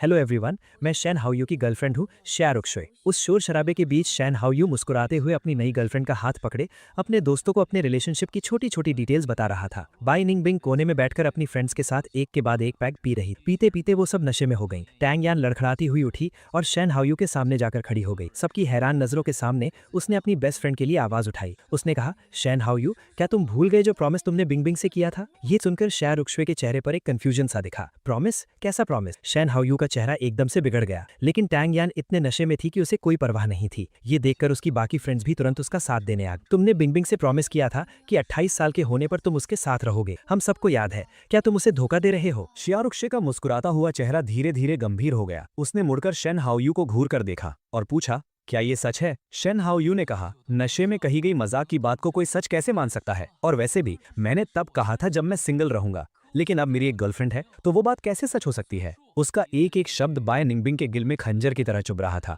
एक हाथ से अपने दर्द से भर चुके सीने को पकड़े और दूसरे हाथ से सोफा का सहारा लेते हुए वो खड़ी हुई। सबकी नजरों के सामने वो पागलों की तरह जोर जोर से हंसने लगी। हाँ, ये सच नहीं हो सकता। तुम्हारी एक गर्लफ्रेंड है और मेरा भी एक बॉयफ्रेंड है। सब मजाक था, बस एक मजाक। उसकी इन बातों से शिया रुक्शवे के चेहरे पर वापस मुस्कान आ गई। उसने हाँ में सिर हिलाया। उसने शेन हाओयू का हाथ पकड़ा और बाय निंगबिंग के सामने चली गई। उसके चेहरे पर ऐसा एक्सप्रेशन था जैसे कुछ हुआ ही ना हो। उसने कहा, तो ये बस एक मिसअंडरस्टैंडिंग थी। मैंने बहुत सुना है कि बॉस बाई का एक बॉयफ्रेंड है, तुम आज उसे यहाँ क्यों नहीं लाई? बाय निंगबिंग का दिमाग बिल्कुल सुन्न हो चुका था, लेकिन फिर भी उसने एक जबरदस्ती की मुस्कान के साथ शिया रुक्शवे की आंखों में देखा। उसने कहा, वो एक वेडिंग अटेंड करने वापस गया है, उसके पास टाइम नहीं था। ये सुनकर शिया रुक्शवे ने समझदारी से सिर हिलाते हुए कहा, अच्छा। पास खड़े शेन हाओयू की आंखों में एकदम से एक चिड़चिड़ाहट दिखी। उसकी आवाज में बिल्कुल भी भरोसा नहीं था। बॉयफ्रेंड? कौन? मैं इतने टाइम से वापस आया हूँ, तुमने मुझे कभी क्यों नहीं बताया? शेन हाओयू का चेहरा देखकर बाय निंगबिंग के मुंह से एक भी शब्द नहीं निकला। टैंग यान जल्दी से आगे आई और उसने बाय निंगबिंग को सहारा दिया। उसने शेन हाओयू की तरफ बहुत गुस्से से देखा। उसने तंज कसते हुए कहा, जियांग फान ही बिंगबिंग का बॉयफ्रेंड है, वही सबसे हैंडसम लड़का जो उसके बर्थडे पार्टी में था। हाँ, वही। शेन हाओयू को वो रात याद आई जब मैंने मुस्कुराते हुए खुद को एक नॉर्मल दोस्त बताया था। उसे लगा कि कुछ तो गड़बड़ है। उसने तुरंत पूछा, उस दिन तुम दोनों ने कहा था कि तुम बस नॉर्मल दोस्त हो? टैंग यान बोली, ये बस कपल्स के बीच का झगड़ा था। शेन हाओयू, तुमने इतने रिलेशनशिप्स रखे हैं, क्या तुम्हें इतनी सी बात समझ नहीं आती? इस बात से शेन हाओयू का चेहरा गुस्से से लाल पीला हो गया। उसने आंख उठाकर टैंग यान की तरफ देखा। वो इस बेइज्जती को सह नहीं पाया। उसने कहा, क्योंकि मैंने बहुत कुछ देखा है, इसलिए मैं पूछ रहा हूँ। अगर तुम सब कह रहे हो कि वो बॉयफ्रेंड है, तो क्यों ना मैं उसे कॉल करके पूछ लूं। इसी बहाने मैं अपने नए ब्रदर इन लॉ से भी मिल लूंगा। बाय निंगबिंग और उसकी फ्रेंड्स के चेहरे अचानक से उतर गए। उन सबको एक साथ वो ब्रेकअप वाला मैसेज याद आ गया। उनके चेहरे देखकर शेन हाओयू को पक्का यकीन हो। उसने तुरंत अपना फोन निकाला, मेरा वीचैट ढूंढा और मुझे वॉइस कॉल कर दी। उन लड़कियों को पता था कि अब उनका राज खुलने वाला है, तो उन्होंने आगे बढ़कर फोन छीनने की कोशिश की, लेकिन शिया रुक्शे बहुत प्रोटेक्टिव थी। वो तुरंत उनके सामने खड़ी हो गई। शेन हाओयू बिना डरे वॉल्यूम को फुल कर दिया और स्पीकर ऑन करके फोन सबके सामने कर दी। पूरे कमरे में एकदम शांति छा गई। सिर्फ फोन की घंटी बजने की आवाज आ रही। बाय निंगबिंग ने अपने हाथ अपनी स्लीव्स के अंदर छिपा रखे थे और कसकर मुट्ठी बांध ली थी। वो अपने मन ही मन प्रार्थना कर रही, वो दुआ कर रही थी कि मैं ये कॉल ना उठाऊं। वो दुआ कर रही थी कि मैंने अभी तक वो मैसेज न देखा हो। पूरे 1 मिनट तक बजती घंटी के दौरान बाय निंगबिंग को लगा जैसे उसका दिल सीने से बाहर आ जाएगा। जब कॉल कटने ही वाली थी और सब बोर होने लगे थे, तभी कॉल उठ गई। मैंने कहा, मिस्टर शेन, क्या कोई काम है? बाय निंगबिंग का चेहरा अचानक से सफेद पड़ गया। उसके बिल्कुल ऑपोजिट शेन हाओयू के चेहरे पर एक अजीब सी स्माइल थी। उसने कहा, कुछ खास नहीं, बस आज मेरा बर्थडे है और मैंने सुना है कि तुम बिंगबिंग के बॉयफ्रेंड हो, तो मैंने सोचा तुम्हें भी पार्टी में इनवाइट कर लूं। फोन पर कुछ सेकंड्स के लिए सन्नाटा छा गया। बाय निंगबिंग इतनी नर्वस थी कि उसकी सांसें अटक गई थी। मैंने कहा, आई एम सॉरी, मैं अभी जिंगबे में हूँ, तो शायद मैं नहीं आ पाऊंगा। मेरी नॉर्मल आवाज सुनकर बाय निंगबिंग को लगा कि शायद मैंने अभी तक वो मैसेज नहीं देखा। उसे थोड़ी राहत मिली, लेकिन मेरी बात अभी खत्म नहीं हुई थी। मैंने एक गहरी सांस ली और मुस्कुराते हुए कहा, वैसे मेरा और बाय निंगबिंग का ब्रेकअप हो चुका है। मिस्टर शेन, आप कुछ गलत मत समझना। शेन हाओयू थोड़ा हैरान हुआ, लेकिन अंदर से वो मजे ले रहा था। ब्रेकअप कब हुआ? मैंने कहा, बस थोड़ी देर पहले, शायद 10 मिनट पहले ही मुझे उसका ब्रेकअप मैसेज मिला है। आसपास तमाशा देख रहे सब लोगों के चेहरों पर एक अजीब सा एक्सप्रेशन था, जैसे वो हंसना चाहते थे लेकिन हंस नहीं पा रहे थे। शेन हाओयू के चेहरे पर तो ये साफ दिख रहा था। उसने अपनी मुस्कान रोके हुए जानबूझकर पंगे लेने वाली उन अमीरजादियों की तरफ ठंडी नजर से देखा और धीरे से कहा, ठीक है, मैं उसे बता दूंगा। मिस्टर जियान को डिस्टर्ब करने के लिए माफी चाहता हूँ। मैंने कहा, 28वें बर्थडे की बहुत बहुत बधाई और दुआ करता हूँ कि प्यार करने वाले हमेशा साथ रहें। पता नहीं मैंने ये जानबूझकर किया या नहीं, लेकिन जब मैंने उससे विश किया तो मैंने 28 साल वाले शब्दों पर बहुत जोर दिया। मैं सबको ये बताना चाहता था कि मुझे अंदर की सारी कहानी पता है। वहाँ किसी की हिम्मत नहीं हुई कि कोई मुझसे कुछ पूछे। वो बस देखते रहे और कॉल कट हो गई। कमरे का माहौल अचानक से बर्फ जैसा ठंडा हो गया। वहाँ 5-6 मिनट तक एकदम शांति छाई रही। आखिरकार शिया रुक्सुए ने बीच बचाव की। उसने बाय निंगबिंग को एक ड्रिंक ऑफर की और बड़ी आसानी से बात को टाल दिया। बाय निंगबिंग ने अपने गिलास की आखिरी बूंद तक खत्म की, गिलास को जोर से टेबल पर पटका और अपनी फ्रेंड्स के साथ पार्टी से निकल गई। बाहर निकलने से पहले बिंगबिंग ने धुंधली सी आवाज में शिया रुक्सुए को किसी से बात करते हुए सुना, हाउ यू, क्या ये मिस्टर जियांग जिंगबे से हैं? मैंने कुछ ऐसा सुना था, क्या बात है? शिया रुक्सुए ने कहा, कुछ नहीं, जिंगबे और जियांग सर ने मुझे कुछ जाना पहचाना सा लग रहा है। शायद मैं कुछ ज्यादा ही सोच रही हूँ। पार्टी हॉल से बाहर निकलते ही सारी फ्रेंड्स उसके आसपास आ गईं। वो बाय निंगबिंग को एक दूसरे प्राइवेट रूम में ले गईं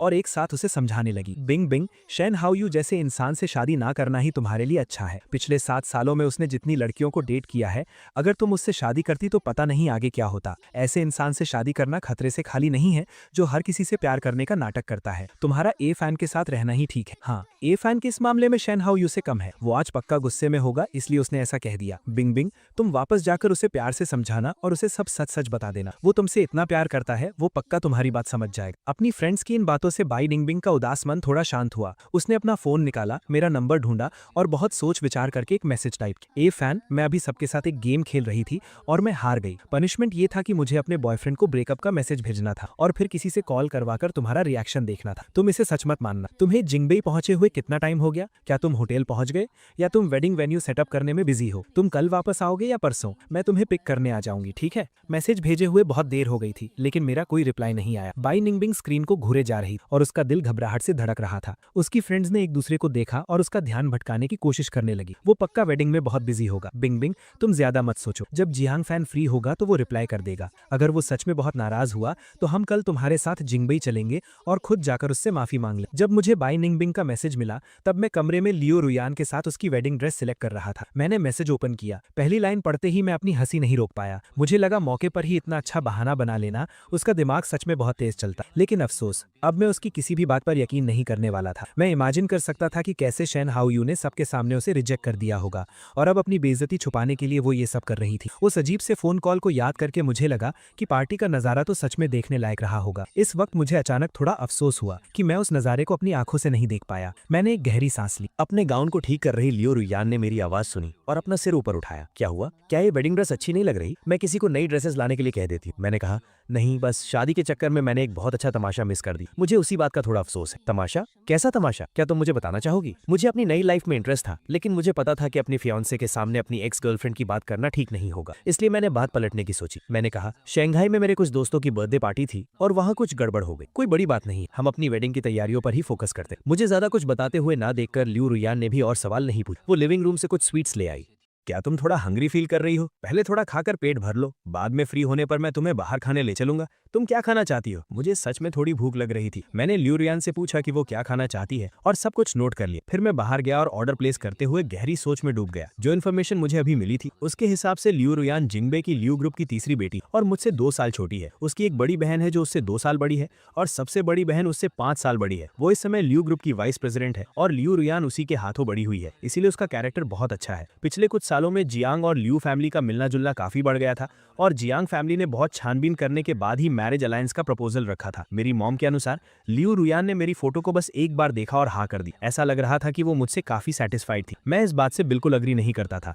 आखिरकार मैंने अपना पिछला रिलेशनशिप खत्म कर दिया था और मैं यहाँ सच में शादी करने और जियांग फैमिली के लिए कुछ करने वापस आया था। शुरू से लेकर आखिर तक मैंने इस मैरिज अलायंस को दिल पर नहीं लिया था। मेरा बस यही सोचना था कि अगर निभ गई तो ठीक, वरना डिवोर्स ले लेंगे। वो मेरी मॉम से लव एट फर्स्ट साइट जैसी बातें कर रही थी। एक पूरी दोपहर साथ बिताने के बाद भी हम दोनों अभी तक बहुत क्लोज नहीं हुए थे, लेकिन छोटी छोटी डिटेल से मैं फील कर सकता था कि मेरी ये फियांसे काफी अच्छी। उसके लुक्स के बारे में तो कुछ कहना ही नहीं, वो एकदम टॉप क्लास है और उसका नेचर अभी तक तो बहुत जेंटल और काइंड लग रहा था। वो काम भी बहुत सिस्टमैटिकली करती थी, काफी केयरफुल थी और दुनियादारी भी अच्छे से समझती थी। कुल मिलाकर अचानक मिली इस फियांसे से मैं सेटिस्फाइड था। सेटिस्फैक्शन के साथ साथ एक छोटा सा सरप्राइज भी था। ऐसा लग रहा था कि मेरे मॉम डैड की पसंद काफी अच्छी है। पूरी रात शराब पीने के बाद बाय निंगबिंग ने उठते ही सबसे पहले अपना फोन चेक किया कि मैंने उसके मैसेज का रिप्लाई किया है या नहीं। 10 घंटे से ज्यादा बीत चुके थे, लेकिन चैट बॉक्स अभी भी खाली था। बाय निंगबिंग ने अपनी आंखें जोर से मली और गुस्से में अपना फोन दीवार पर दे मारा, जिससे सब लोग अचानक जाग गए। उसकी ये हरकत देखकर सबकी नींद उड़ गई। किसी ने नहीं सोचा था कि मैं यानी जियांग फान भी ये हार्ड टू गेट वाले गेम्स खेलूंगा। उसके दोस्तों ने कहा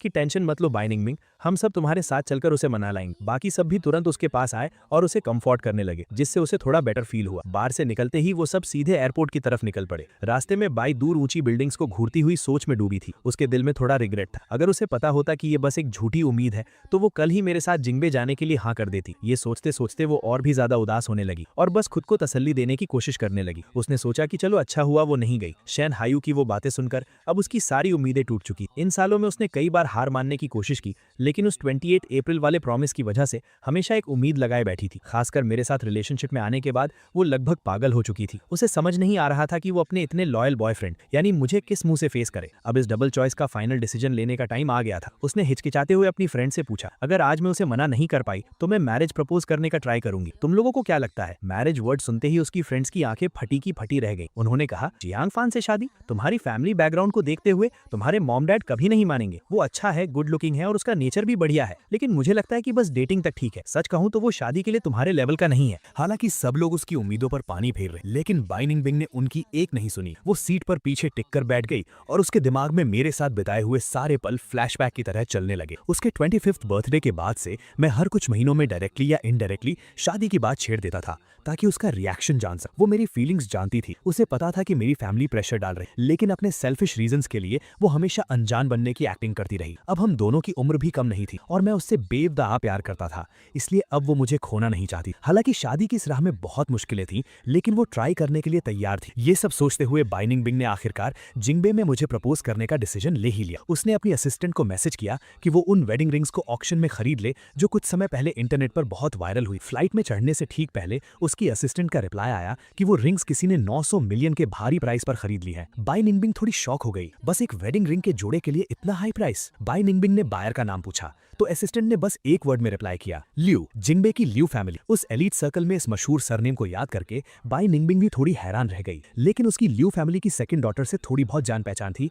इसलिए उसने कॉल करके पूछ लिया। दूसरी तरफ से जवाब आया, वो वेडिंग रिंग्स मैंने खरीदी। आज मेरी छोटी बहन की शादी है तो मैंने उन्हें वेडिंग गिफ्ट के तौर पर देने के लिए वो रिंग्स ली। उसने कहा, निंगबिंग तुमने पूछने में बहुत देर कर दी। क्या इत्तेफाक है, आज लियू फैमिली की बेटी की भी शादी है? सारी अच्छी खबरें एक ही दिन कैसे आ गईं? बाय निंगबिंग की आंखों में थोड़ी हैरानी दिखी, फिर भी उसने बहुत केयरफुली और पोलाइटली उसे थैंक यू कहा। उसने कहा, मैंने कल बहुत ज्यादा पी ली थी, इसलिए मैं ऑक्शन में भाग लेना भूल गई। कोई बात नहीं, क्योंकि आपकी छोटी बहन की शादी हो रही है तो प्लीज मेरी तरफ से भी उन्हें कॉन्ग्रेचुलेशंस कह दीजिएगा। पता नहीं कौन सा लकी लड़का है जो इतना खुशकिस्मत है। जवाब मिला, मेरी बहन की शादी जांग फैमिली में हो रही है। दोनों फैमिलीज का स्टेटस बराबर है और वो दोनों एक साथ बहुत अच्छे लगते हैं। जांग फैमिली का नाम सुनते ही बाई निंगमिंग को मेरी याद आ गई। जांग फान का सरनेम भी तो जियांग है। क्या वो लियू और जांग फैमिली की शादी अटेंड करने गया है? क्या जिंगबे की जांग फैमिली में मेरा कोई दोस्त या कजिन है? बाई निंगबिन के मन में ऐसे बहुत से अजीब ख्याल आने लगे। जैसे ही वो गाड़ी से उतरी, सर्दियों की ठंडी हवा का झोंका लगा और उसके सारे ख्याल गायब हो गए। उसने अपना सिर हिलाया, अपने माथे को दबाया और उन बेकार के ख्यालों को दिमाग से निकाल दिया। उसने सोचा, मैं तो बस एक ऑर्डिनरी छोटे शहर का लड़का हूँ, मेरा जांग फैमिली से क्या कनेक्शन हो सकता है? कैपिटल एयरपोर्ट पर फ्लाइट लैंड होने के बाद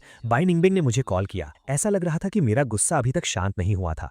मेरे आसपास बहुत शोर शराबा था और मेरा एटीट्यूड भी कुछ खास अच्छा नहीं था। मैंने कहा, मेरी एक्स गर्लफ्रेंड ने मुझे स्पेशली कॉल किया है, कुछ काम है क्या? एक्स गर्लफ्रेंड वर्ड सुनते ही बाई निंगबिंग को कल की बात याद आ गई और उसका ब्लड प्रेशर हाई हो गया। लेकिन उसे पता था कि ये गुस्सा करने का टाइम नहीं, इसलिए उसने अपना गुस्सा कंट्रोल किया और पेशेंटली एक्सप्लेन करने लगी। उसने कहा, जांग फान, कल मैंने जो ब्रेकअप की बात कही थी वो बस एक मजाक था, क्या तुम मुझ पर ट्रस्ट नहीं कर सकते? मैंने जवाब दिया, मुझे कोई फर्क नहीं पड़ता कि वो कोई गेम था या नहीं, मैं बस उसी चीज पर बिलीव करता हूँ जो मैंने देखा। तुम्हें सफाई देने की कोई जरूरत नहीं, मैं अभी बहुत बिजी हूँ और मेरे पास तुमसे फालतू बातें करने का टाइम नहीं। इतना कहकर मुझे कोई परवाह नहीं थी कि उसका क्या रिएक्शन होगा। मैंने सीधा कॉल कट कर दिया। मेरे इस एटीट्यूड से बाई निंगबिंग का चेहरा गुस्से से लाल हो गया। उसकी फ्रेंड्स ने उसे समझाते हुए कहा, फोन पर मत लड़ो, बाद में मिलकर प्यार से बात करना, वो तुरंत मान जाएगा। अपनी फ्रेंड्स की बातें सुनकर बाई निंगबिंग थोड़ी शांत हुई। उसने ड्राइवर से कहा, टिंकवॉन विला चलो। जैसे ही उसने टिंकवॉन विला का नाम लिया, सबको एहसास हुआ कि कुछ गड़बड़ है। वो सब एक दूसरे को देखने लगी। क्या ये जगह जिंगबे का बहुत फेमस रिच एरिया नहीं है? वहां तो वो बड़े बड़े लोग रहते हैं जिनके सिर्फ खांसने भर से पूरे सर्कल में भूचाल आ जाता है। मेरे दोस्त की शादी का फंक्शन यहाँ हो रहा था। बाई निंगमिंग का दिल भी जोर जोर से धड़कने लगा।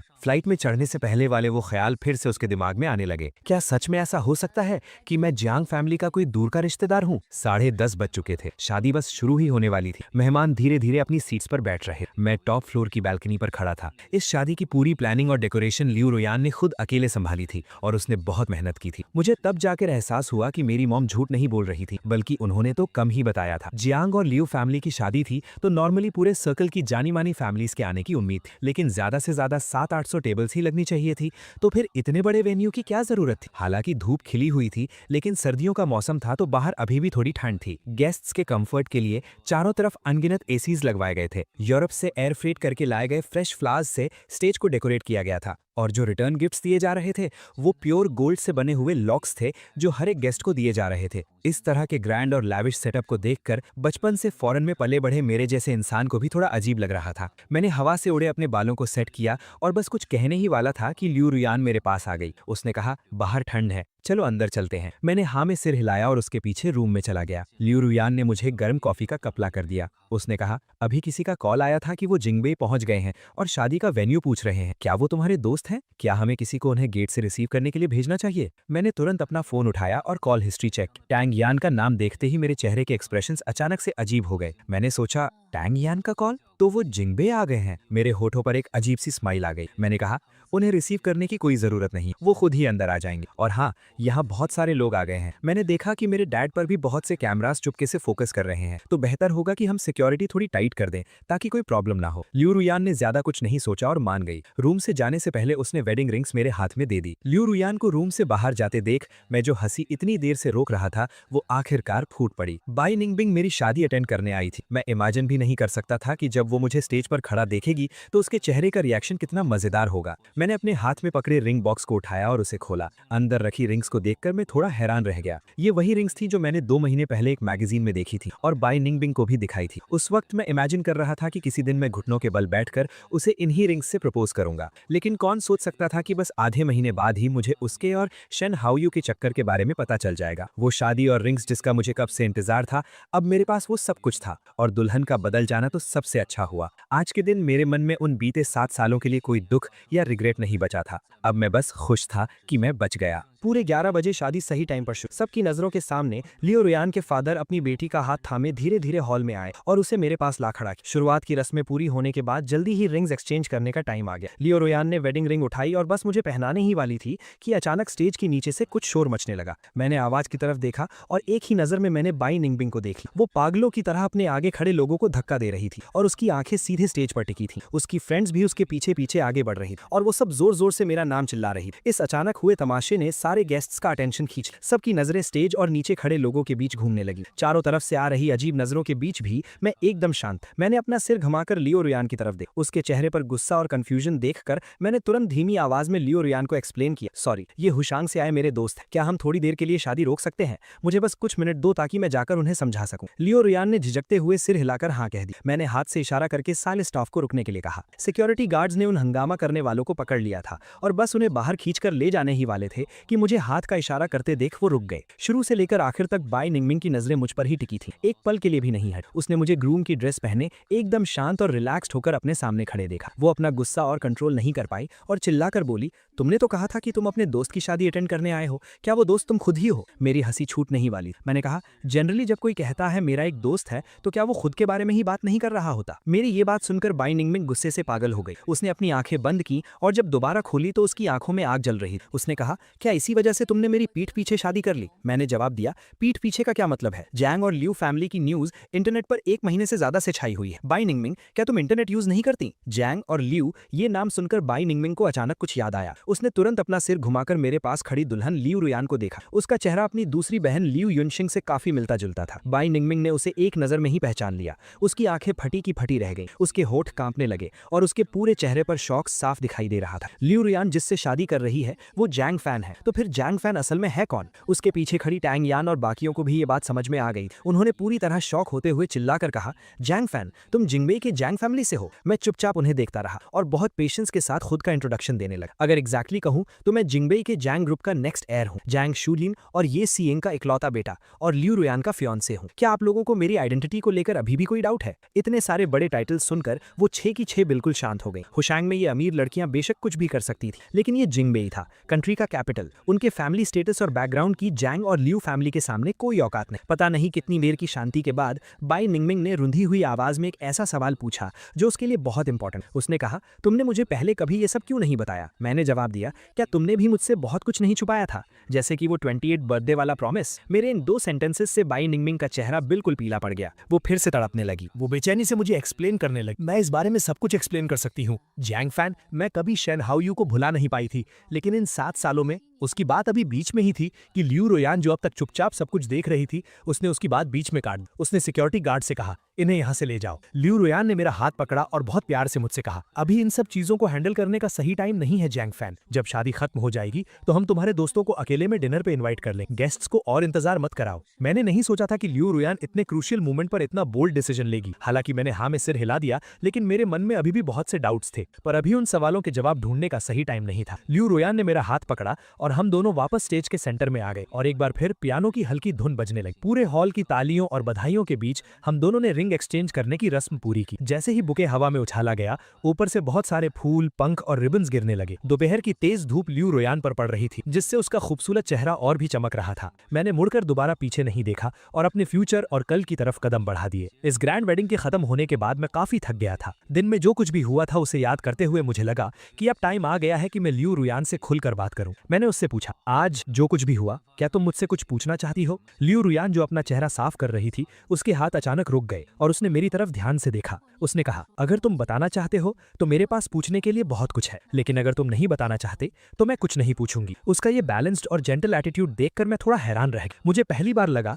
कि जैसे मैंने किसी बहुत ही खास इंसान से शादी कर ली है। मैंने पूछा, क्या तुम क्यूरियस नहीं हो कि मेरा उनके साथ आखिर क्या कनेक्शन है? क्या तुम्हें टेंशन नहीं है कि आज जो कुछ हुआ उसके पीछे कोई बड़ा ड्रामा हो सकता है? लियू रुयान पास ही रखी एक सॉफ्ट चेयर पर बैठ गई। उसकी आंखों में एक अजीब सा सुकून था। उसने कहा, क्यूरियोसिटी और टेंशन दोनों है, लेकिन वो सब इंपॉर्टेंट नहीं है। इंपॉर्टेंट ये है कि हमारी शादी बिना किसी प्रॉब्लम के पूरी हो गई और तुम मेरे हस्बैंड बन गए हो। अब हम एक साथ आने वाले कल की तरफ कदम बढ़ाएंगे। जहां तक पास्ट की बात है, अगर तुम शेयर करना चाहते हो तो मुझे खुशी होगी, और अगर तुम नहीं बताना चाहते तो मैं समझ सकती हूँ। सब कुछ बीत चुका है, तो फिर उन चीजों के पीछे क्यों भागना जिन्हें बदला नहीं जा सकता। एक पल के लिए मुझे लोगों के बीच का अंतर महसूस हुआ और लियू रोयान के बारे में मेरी सोच एक बार फिर से बदल गई। उसकी इन बातों से इंप्रेस होकर मैं भी अब कुछ छुपाना नहीं चाहता था, तो मैंने फैसला किया कि मैं सब कुछ साफ साफ बता दूंगा। मैंने कहा, शादी में जो लोग आए थे वो मेरी एक्स गर्लफ्रेंड और उसकी फ्रेंड्स थी। हम 7 साल तक रिलेशनशिप में थे और मैं उससे शादी करना चाहता था, लेकिन वो हमेशा दिल ही दिल में किसी और को पसंद करती थी। जब मुझे ये पता चला तो मैंने ब्रेकअप कर ली और जिंगबे वापस आ गया। उसी वक्त मेरे मॉम डैड भी शादी के लिए प्रेशर डाल रहे थे,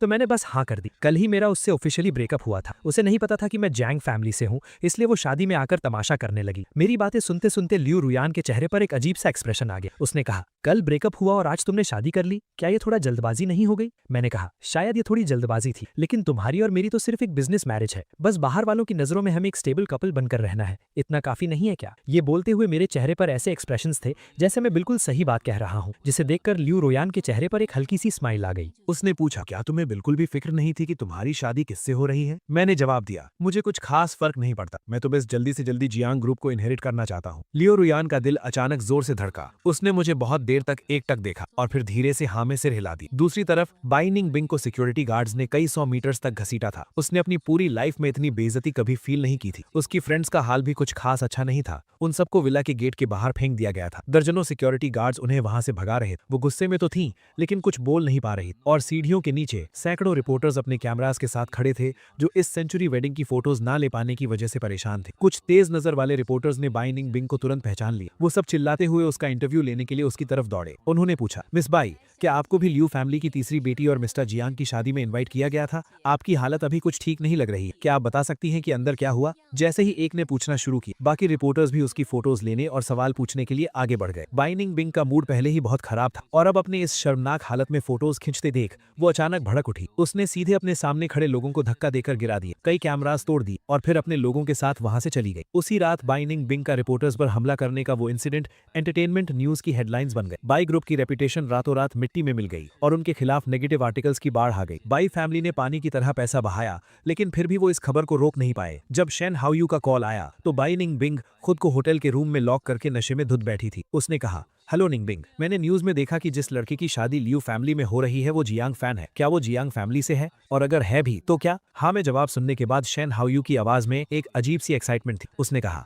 अभी शाहरुख सेन ने मुझे बताया कि बाई, जियांग, लियू और शेन, इन चारों फैमिलीज का जॉइंट प्रोजेक्ट प्लान अब तैयार हो गया है। सुना है कि इस प्रोजेक्ट का फाइनल डिसीजन जिंग बी वालों के हाथ में है। चूंकि तुमने उसके साथ इतने सालों तक रिलेशनशिप रखा है, तो क्या कोई ऐसा तरीका है जिससे हम उसकी मदद मांग सकें ताकि ये प्रोजेक्ट हमारे हाथ में आ जाए? हालांकि बाई निंगबिंग नशे में थी, लेकिन अभी भी उसमें थोड़ी अकल बची थी। उसने एक ठंडी हंसी हंसते हुए बहुत ही डेस्परेट आवाज में कहा, उससे मदद मांगू? उसने लियू रुयान से शादी कर ली है। शेन हाओयू ने कहा, तो क्या हुआ? क्या तुम दोनों 7 साल तक साथ नहीं थे? अब भले ही तुम्हारा ब्रेकअप हो गया है, फिर भी वो उन पुराने दिनों की खातिर तुम्हारी मदद जरूर करेगा। तुम बस ट्राई तो करो। शेन हाओयू ने आगे कहा, अंकल बाई ने अभी मुझे कॉल किया था और बहुत ही गुस्से में पूछ रहे थे कि तुम कहाँ हो। अगर हम ये प्रोजेक्ट हासिल कर लें तो उनका गुस्सा भी शांत हो जाएगा और वो तुमसे आज की बात को लेकर नाराज भी नहीं होंगे, है ना? उसकी ये बातें सुनकर बाई निंगबिंग का दिल थोड़ा पिघल गया, लेकिन वो कोई पक्का वादा भी नहीं कर सकती थी, इसलिए उसने बस एक गोलमोल सा जवाब दिया और कॉल कट कर दी। वो लड़खड़ाते हुए उठी और वॉशरूम जाकर अपना चेहरा धोया, जिससे उसका नशा काफी हद तक उतर गया। कुछ मिनटों बाद टैंग यान डोर नॉक करके अंदर आई और वो भी उसे उसी प्रोजेक्ट के बारे में समझाने लगी। बाई निंगबिंग सोफा पर पीछे टिक कर बैठ गई। उसकी नजरें खिड़की के बाहर टिकी थी और उसके दिमाग में बहुत कुछ चल रहा था।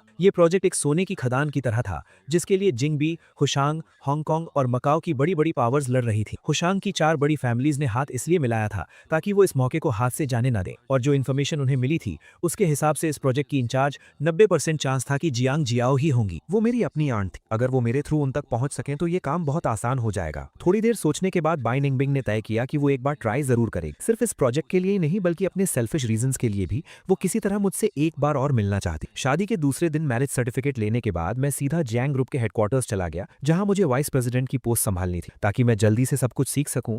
मेरे डैड ने अपने कुछ खास और एक्सपीरियंस्ड सेक्रेटरीज और असिस्टेंट्स मुझे दे दिए थे। मैंने पूरा दिन फाइल्स और रिपोर्ट्स पढ़ी और आखिरकार कंपनी के अंदर की सिचुएशन को थोड़ा बहुत समझ लिया। जब मेरा ध्यान टाइम पर गया तो मैंने देखा कि बाहर अंधेरा हो चुका था। रात के 8 बज रहे थे और पूरी बिल्डिंग में सिर्फ मेरे ऑफिस की लाइट्स ऑन थी। तभी मैंने देखा कि लियू रुयान वहां खड़ी थी। मैंने पूछा, तुम यहाँ कैसे आई? लियू रुआन ने एक हल्की सी स्माइल दी और उसकी आवाज में थोड़ी सी बेबसी थी। उसने कहा, आज हमारी शादी का दूसरा दिन है, लॉजिकली तो अभी हमारी मैरिज लीव्स चल रही होनी चाहिए। तब मुझे अचानक याद आया कि सुबह जब हम सिविल अफेयर्स ब्यूरो से बाहर आए थे और मैंने कंपनी जाने की बात कही थी तो लियू रुआन के चेहरे पर कैसा अजीब सा एक्सप्रेशन आया था। अब जाकर मुझे उसके उस एक्सप्रेशन का मतलब समझ आया। मैंने थोड़े एम्बैरेसमेंट के साथ एक्सप्लेन किया, मेरी पहली शादी है तो मुझे इसका कोई एक्सपीरियंस नहीं है, मैं ये सब भूल गया था। लेकिन मैरिज लीव्स और हनीमून जैसी चीजें तो नॉर्मल कपल्स के लिए होती है ना, हमारी तो सिर्फ एक बिजनेस मैरिज है, तो हमें इन सब चीजों को सेलिब्रेट करने की क्या जरूरत है? लियू रुआन की आंखों में एक पल के लिए मायूसी दिखी जिसे देख पाना बहुत मुश्किल था, लेकिन उसने तुरंत खुद को संभाल लिया और कार की को ड्राइवर सीट का दरवाजा खोलकर अंदर बैठ गई। उसने कहा, अगर तुम बिजी हो तो सेलिब्रेट करने की जरूरत नहीं है, लेकिन आखिरकार हमारी शादी हुई है तो क्या ये बिजी वाइस प्रेसिडेंट मेरे साथ डिनर करने के लिए हाँ कहेंगे? उसके बात करने के तरीके में थोड़ा मजाक था जिसे सुनकर मेरे चेहरे पर भी एक स्माइल आ गई और मैं खुशी खुशी कार में बैठ गया। ये डिनर एक बहुत फेमस वेस्टर्न रेस्टोरेंट पे प्लान किया गया था। ये खाने का टाइम था और हम दोनों थोड़े लेट आए थे, इसलिए सारे प्राइवेट रूम्स फुल थे। मुझे भी बहुत तेज भूख लगी थी तो मैंने सोचा कि और परेशान होने का क्या फायदा। लियू रुआन की परमिशन लेने के बाद हम मेन हॉल में खिड़की के पास एक कॉर्नर टेबल पर बैठ गए। मेन्यू हाथ में आते ही लियू रुआन ने वो मुझे दे दिया और फिर इस रेस्टोरेंट की कुछ सिग्नेचर डिशेस के बारे में बताने लगी। उसके सजेशन सुनने के बाद मैंने अपनी पसंद की 4-5 डिशेस ऑर्डर कर दी और फिर मेन्यू वापस उसे दे दिया। लेकिन लियू रुआन ने और कुछ ऑर्डर नहीं किया। मैंने पूछा, क्या तुम सच में कुछ और ऑर्डर नहीं करोगी? मेरा टेस्ट थोड़ा अजीब है, हो सकता है तुम्हें वो सब पसंद ना आए। उसने हंसते हुए ना में सिर हिलाया। उसकी आंखों में एक चमक थी जब उसने मेरी तरफ देखा। उसने कहा, जब हम हस्बैंड वाइफ हैं और हमें हर रोज एक ही टेबल पर खाना खाना है तो जो तुम्हें पसंद है मुझे भी वो ट्राई करना चाहिए ना, धीरे धीरे मुझे भी आदत हो जाएगी। मैंने कहा, हमारी शादी हुई है, मैंने खुद को बेच थोड़ी ना दिया है, हमें अपना मनपसंद खाना चुनने का पूरा हक है, तुम्हें इतना कुछ सोचने की जरूरत नहीं है। अगर तुम्हारे मन में कुछ है तो तुम मुझे सीधा बता सकती हो, हम डिस्कस कर सकते हैं। उसने कहा, क्या हम कुछ भी डिस्कस कर सकते हैं? तो फिर हनीमून कैंसिल ना करने की बात डिस्कस करें। उसके चेहरे पर इतना सीरियस एक्सप्रेशन देखकर मुझे लगा कि वो मुझसे कोई बड़ी डिमांड करने वाली, लेकिन उसने जो बात कही वो हनीमून की थी, जिसे सुनकर मैं थोड़ा हैरान हो गया। मैंने पूछा, क्या तुम सच में हनीमून पर जाना चाहती हो? उसने कहा, इस शादी की तैयारियों में हम बहुत बिजी रहे हैं तो मैं बस कुछ दिन रिलैक्स करना चाहती हूँ और दोनों फैमिलीज के बड़े भी यही चाहते हैं कि हम जल्दी से एक दूसरे के करीब आएं। मुझे लगता है कि हनीमून इसके लिए बहुत अच्छा चांस होगा। तुम्हें क्या लगता है?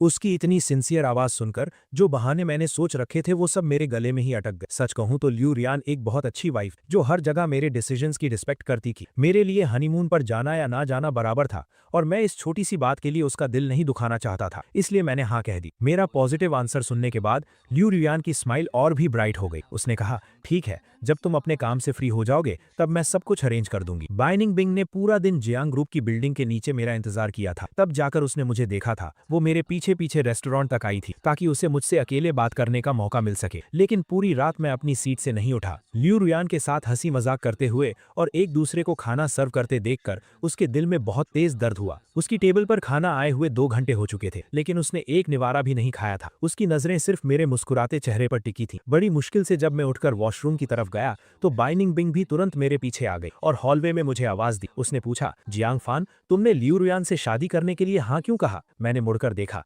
मेरी आंखों में थोड़ी हैरानी थी। मैंने कहा, अगर मुझे सही से याद है तो हमारा ब्रेकअप हो चुका है ना, मेरे शादी करने या ना करने से तुम्हारा क्या लेना देना है? मेरा ये केयरलेस एटीट्यूड देखकर बाइनिंग बिंग को लगा कि मैं उसकी इंसल्ट कर रहा हूँ और उसके दिल में गुस्से की आग भड़क उठी। उसने कहा, जियांग और लियू फैमिली की शादी तो 1 महीने से भी पहले फिक्स हो गई थी ना, उस वक्त तो हमारा ब्रेकअप भी नहीं हुआ था और तुमने अपने लिए एक बैकअप तैयार कर लिया था। मैंने हाथ बांधकर उसे घूरा और बहुत नॉर्मल टोन में कहा, हाँ, मैंने 1 महीने पहले ही जिंगबे आकर शादी करने का फैसला कर लिया था, लेकिन तुम्हें इतना गुस्सा क्यों आ रहा है? जब तुम पिछले 7 सालों से ये प्लानिंग कर रही थी कि शेन हाओयू के 28th बर्थडे वाले दिन तुम मुझसे ब्रेकअप करोगी, तो अगर मैंने 1 महीने पहले अपने फ्यूचर के बारे में सोच लिया तो इसमें क्या गलत है? मेरी इन बातों ने बाइनिंग बिंग की बोलती बंद कर दी। उसने कसकर मुट्ठी बांधी और अपने दिल में उठ रहे गुस्से और रिग्रेट को जबरदस्ती दबाते हुए अपने आप को जस्टिफाई करने लगी। उसने कहा, मेरे और उसके बीच की बात वैसी नहीं है जैसा तुम सोच रहे हो। मुझे पता है कि वो मुझे पसंद नहीं करता, लेकिन हम इतने सालों से एक दूसरे को जानते हैं और हमारा वो एक प्रॉमिस भी था,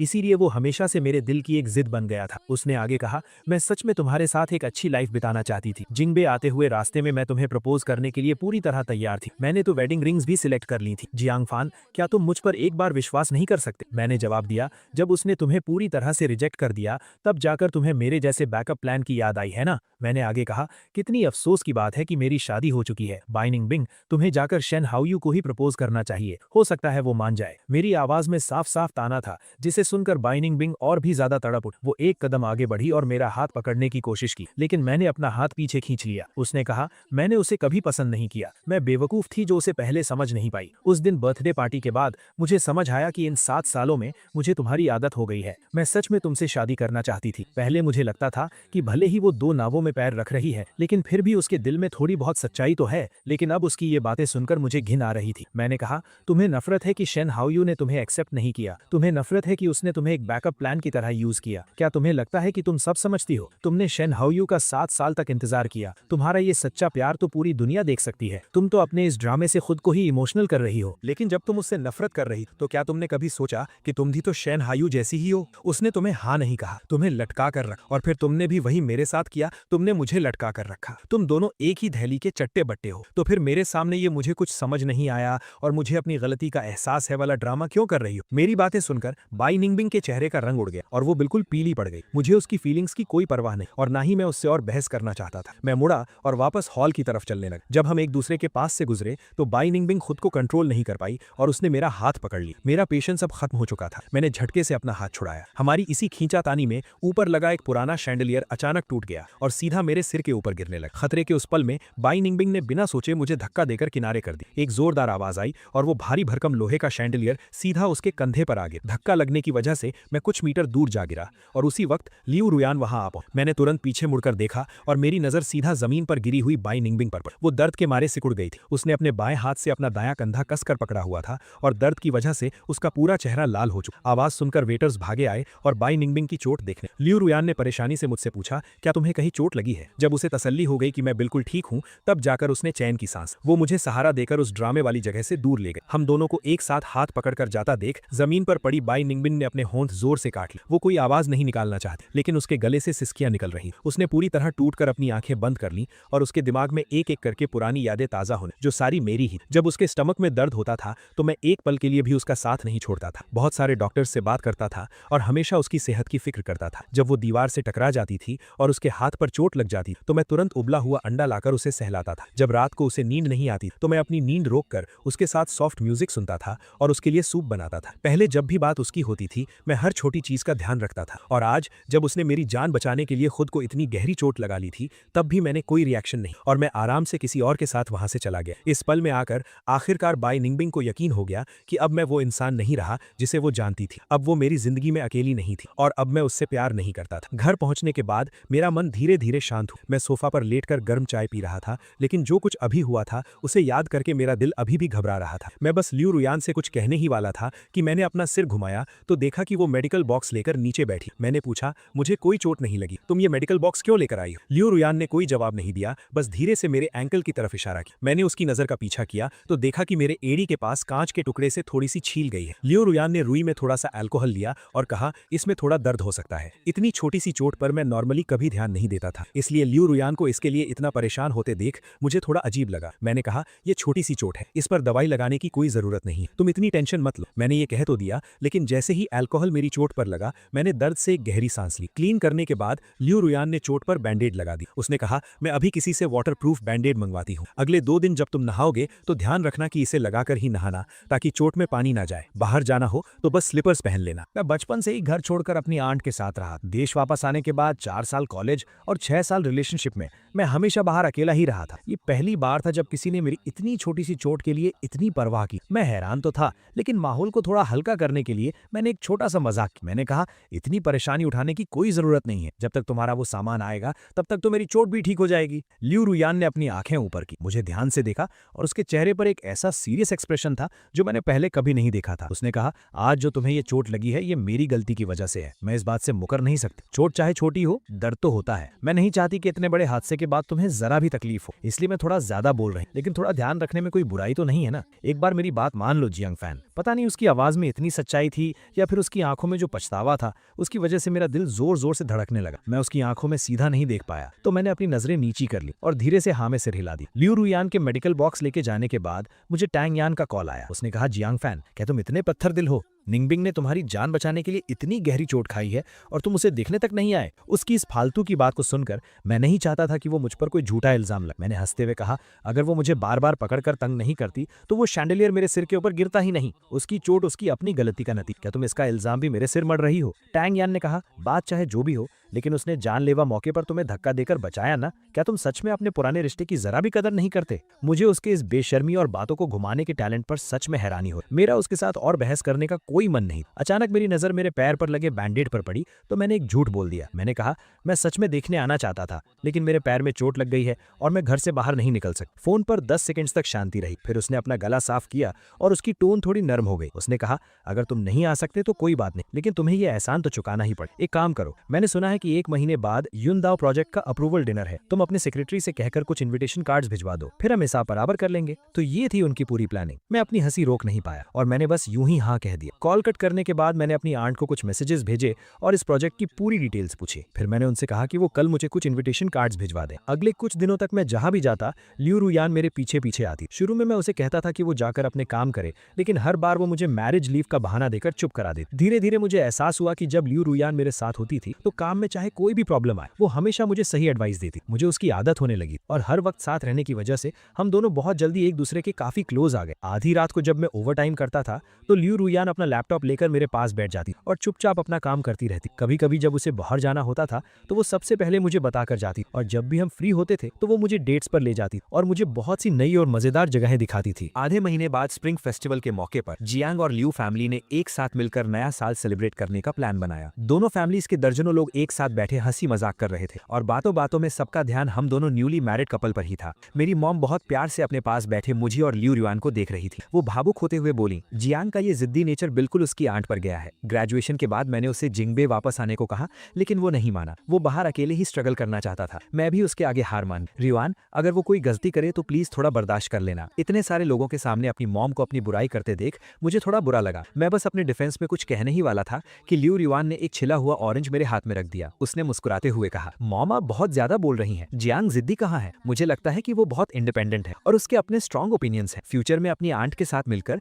वो जरूर जियांग फैमिली की जिम्मेदारी अच्छे से संभाल लेगा। बल्कि मुझे तो उससे बहुत कुछ सीखना है ताकि मैं भी उसके साथ कदम से कदम मिलाकर चल सकूं। उसके इतना कहते ही लियू फैमिली के लोग भी मेरी तारीफ करने लगे। ये सुनकर मेरी मॉम इतनी खुश हुई कि उनकी खुशी छुपाई नहीं छुप रही थी। उनकी आवाज में बहुत प्यार था। उन्होंने कहा, जब तक तुम दोनों खुश हो हम बड़े भी खुश हैं, और अगर तुम हमें जल्दी से एक पोता दे दो तो हम और भी ज्यादा खुश हो जाएंगे। बाकी के बड़ों ने भी ये सुनकर हमें चढ़ाना शुरू कर दिया, जिससे मेरा चेहरा और कान शर्म से बिल्कुल लाल हो गए। लियू रुयान में मेरे चेहरे का ये रिएक्शन देखा तो उसने तुरंत कोई बहाना बनाया और मुझे खींचकर गार्डन में ले गई। सर्दियों की ठंडी हवा लगने के बाद मेरे चेहरे का रंग धीरे धीरे नॉर्मल हुआ। लियू रुयान के होठों पर एक हल्की सी मुस्कान आई और उसने खुद ही टॉपिक चेंज कर दिया। उसने पूछा, कल जो डिनर पार्टी है क्या तुम भी वहां जा रहे हो? मैंने कहा, हाँ जाऊंगा। बाई निंगबिंग का इन्विटेशन कार्ड मैंने ही भेजा था, तो मुझे उस पर नजर रखनी होगी और देखना होगा कि आखिर वो क्या प्लान कर रही। उसने पूछा, क्या कोई एक्स्ट्रा इन्विटेशन कार्ड है? मुझे भी एक दे दो। ये सुनकर मैंने हैरानी से अपना सिर उठाया और उसकी तरफ देखा। मैंने कहा, ये प्रोजेक्ट तो ठीक है, लेकिन क्या तुम और तुम्हारी बड़ी बहन आजकल युआन चुअन के काम में बिजी नहीं हो? इतने इंपॉर्टेंट टाइम पर तुम यहाँ डिटेल्स निकालने के बारे में सोच रही हो? वो जानती थी कि मैं मजाक कर रहा था, तो उसने अपनी आंखें झपकाते हुए जवाब दिया। उसने कहा,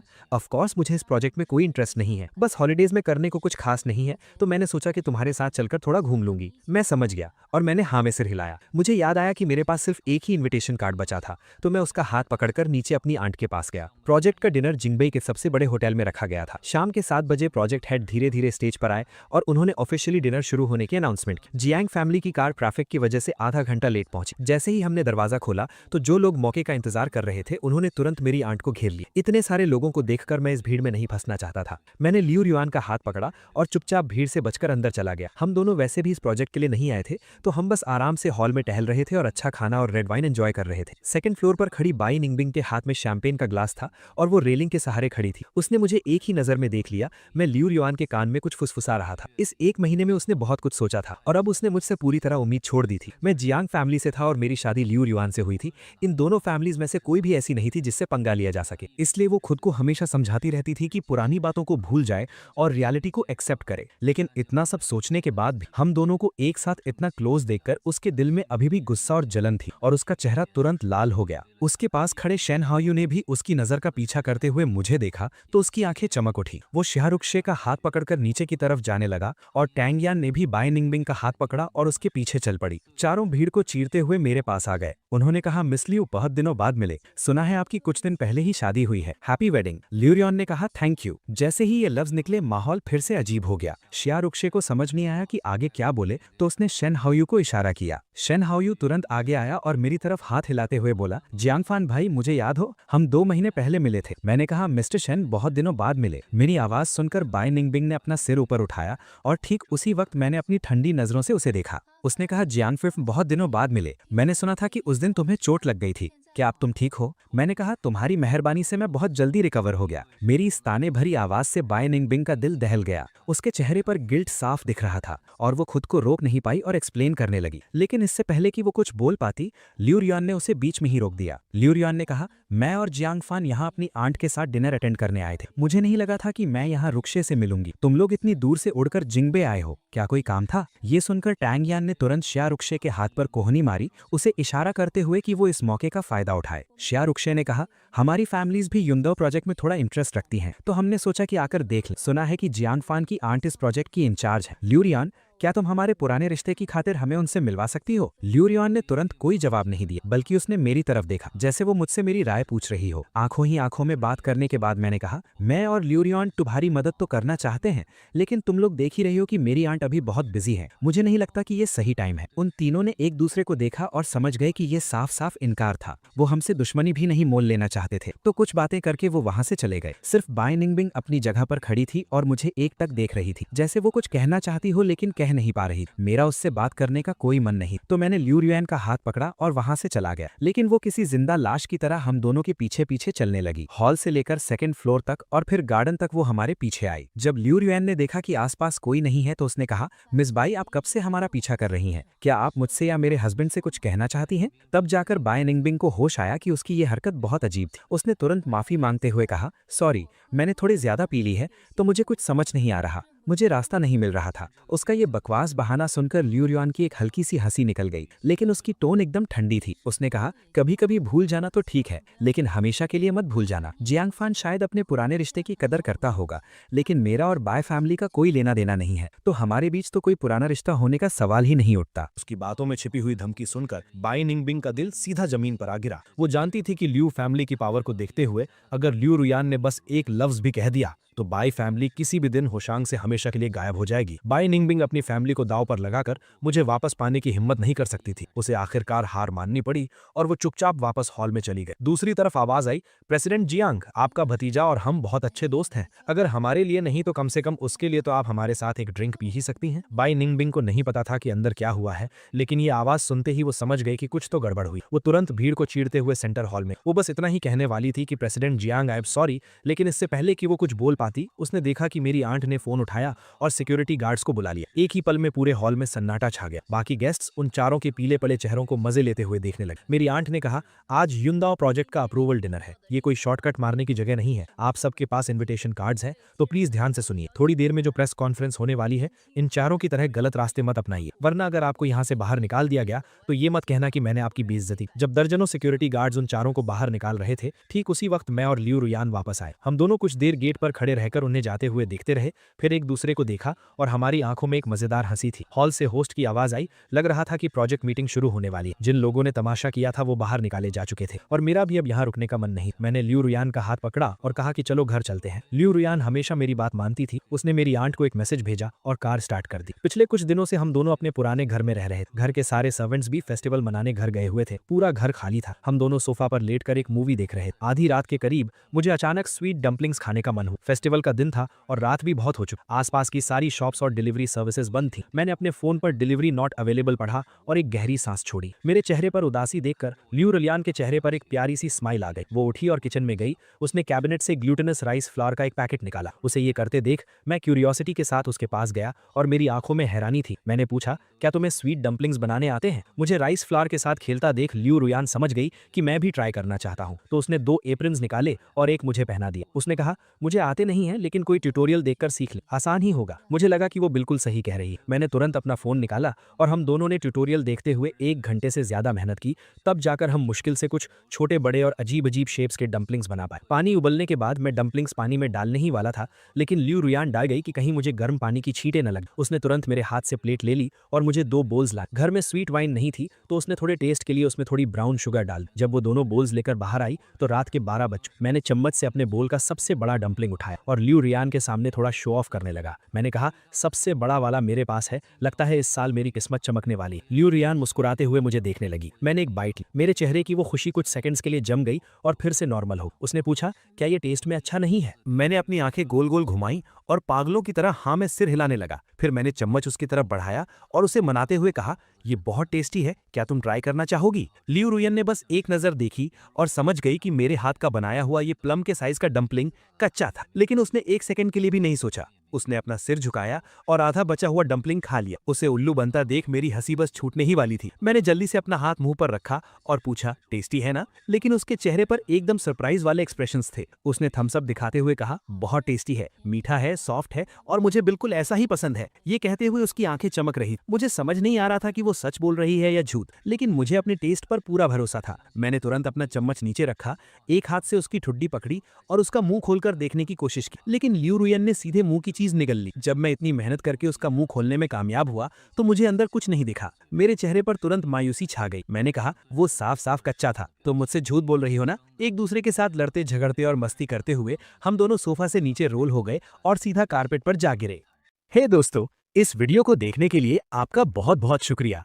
प्लीज इस वीडियो को लाइक और शेयर जरूर करें। तो प्लीज इस वीडियो को अपना पूरा सपोर्ट दें और ऐसी ही नई नई स्टोरीज के लिए चैनल को अभी सब्सक्राइब कर लें। मिलते हैं अगले वीडियो में।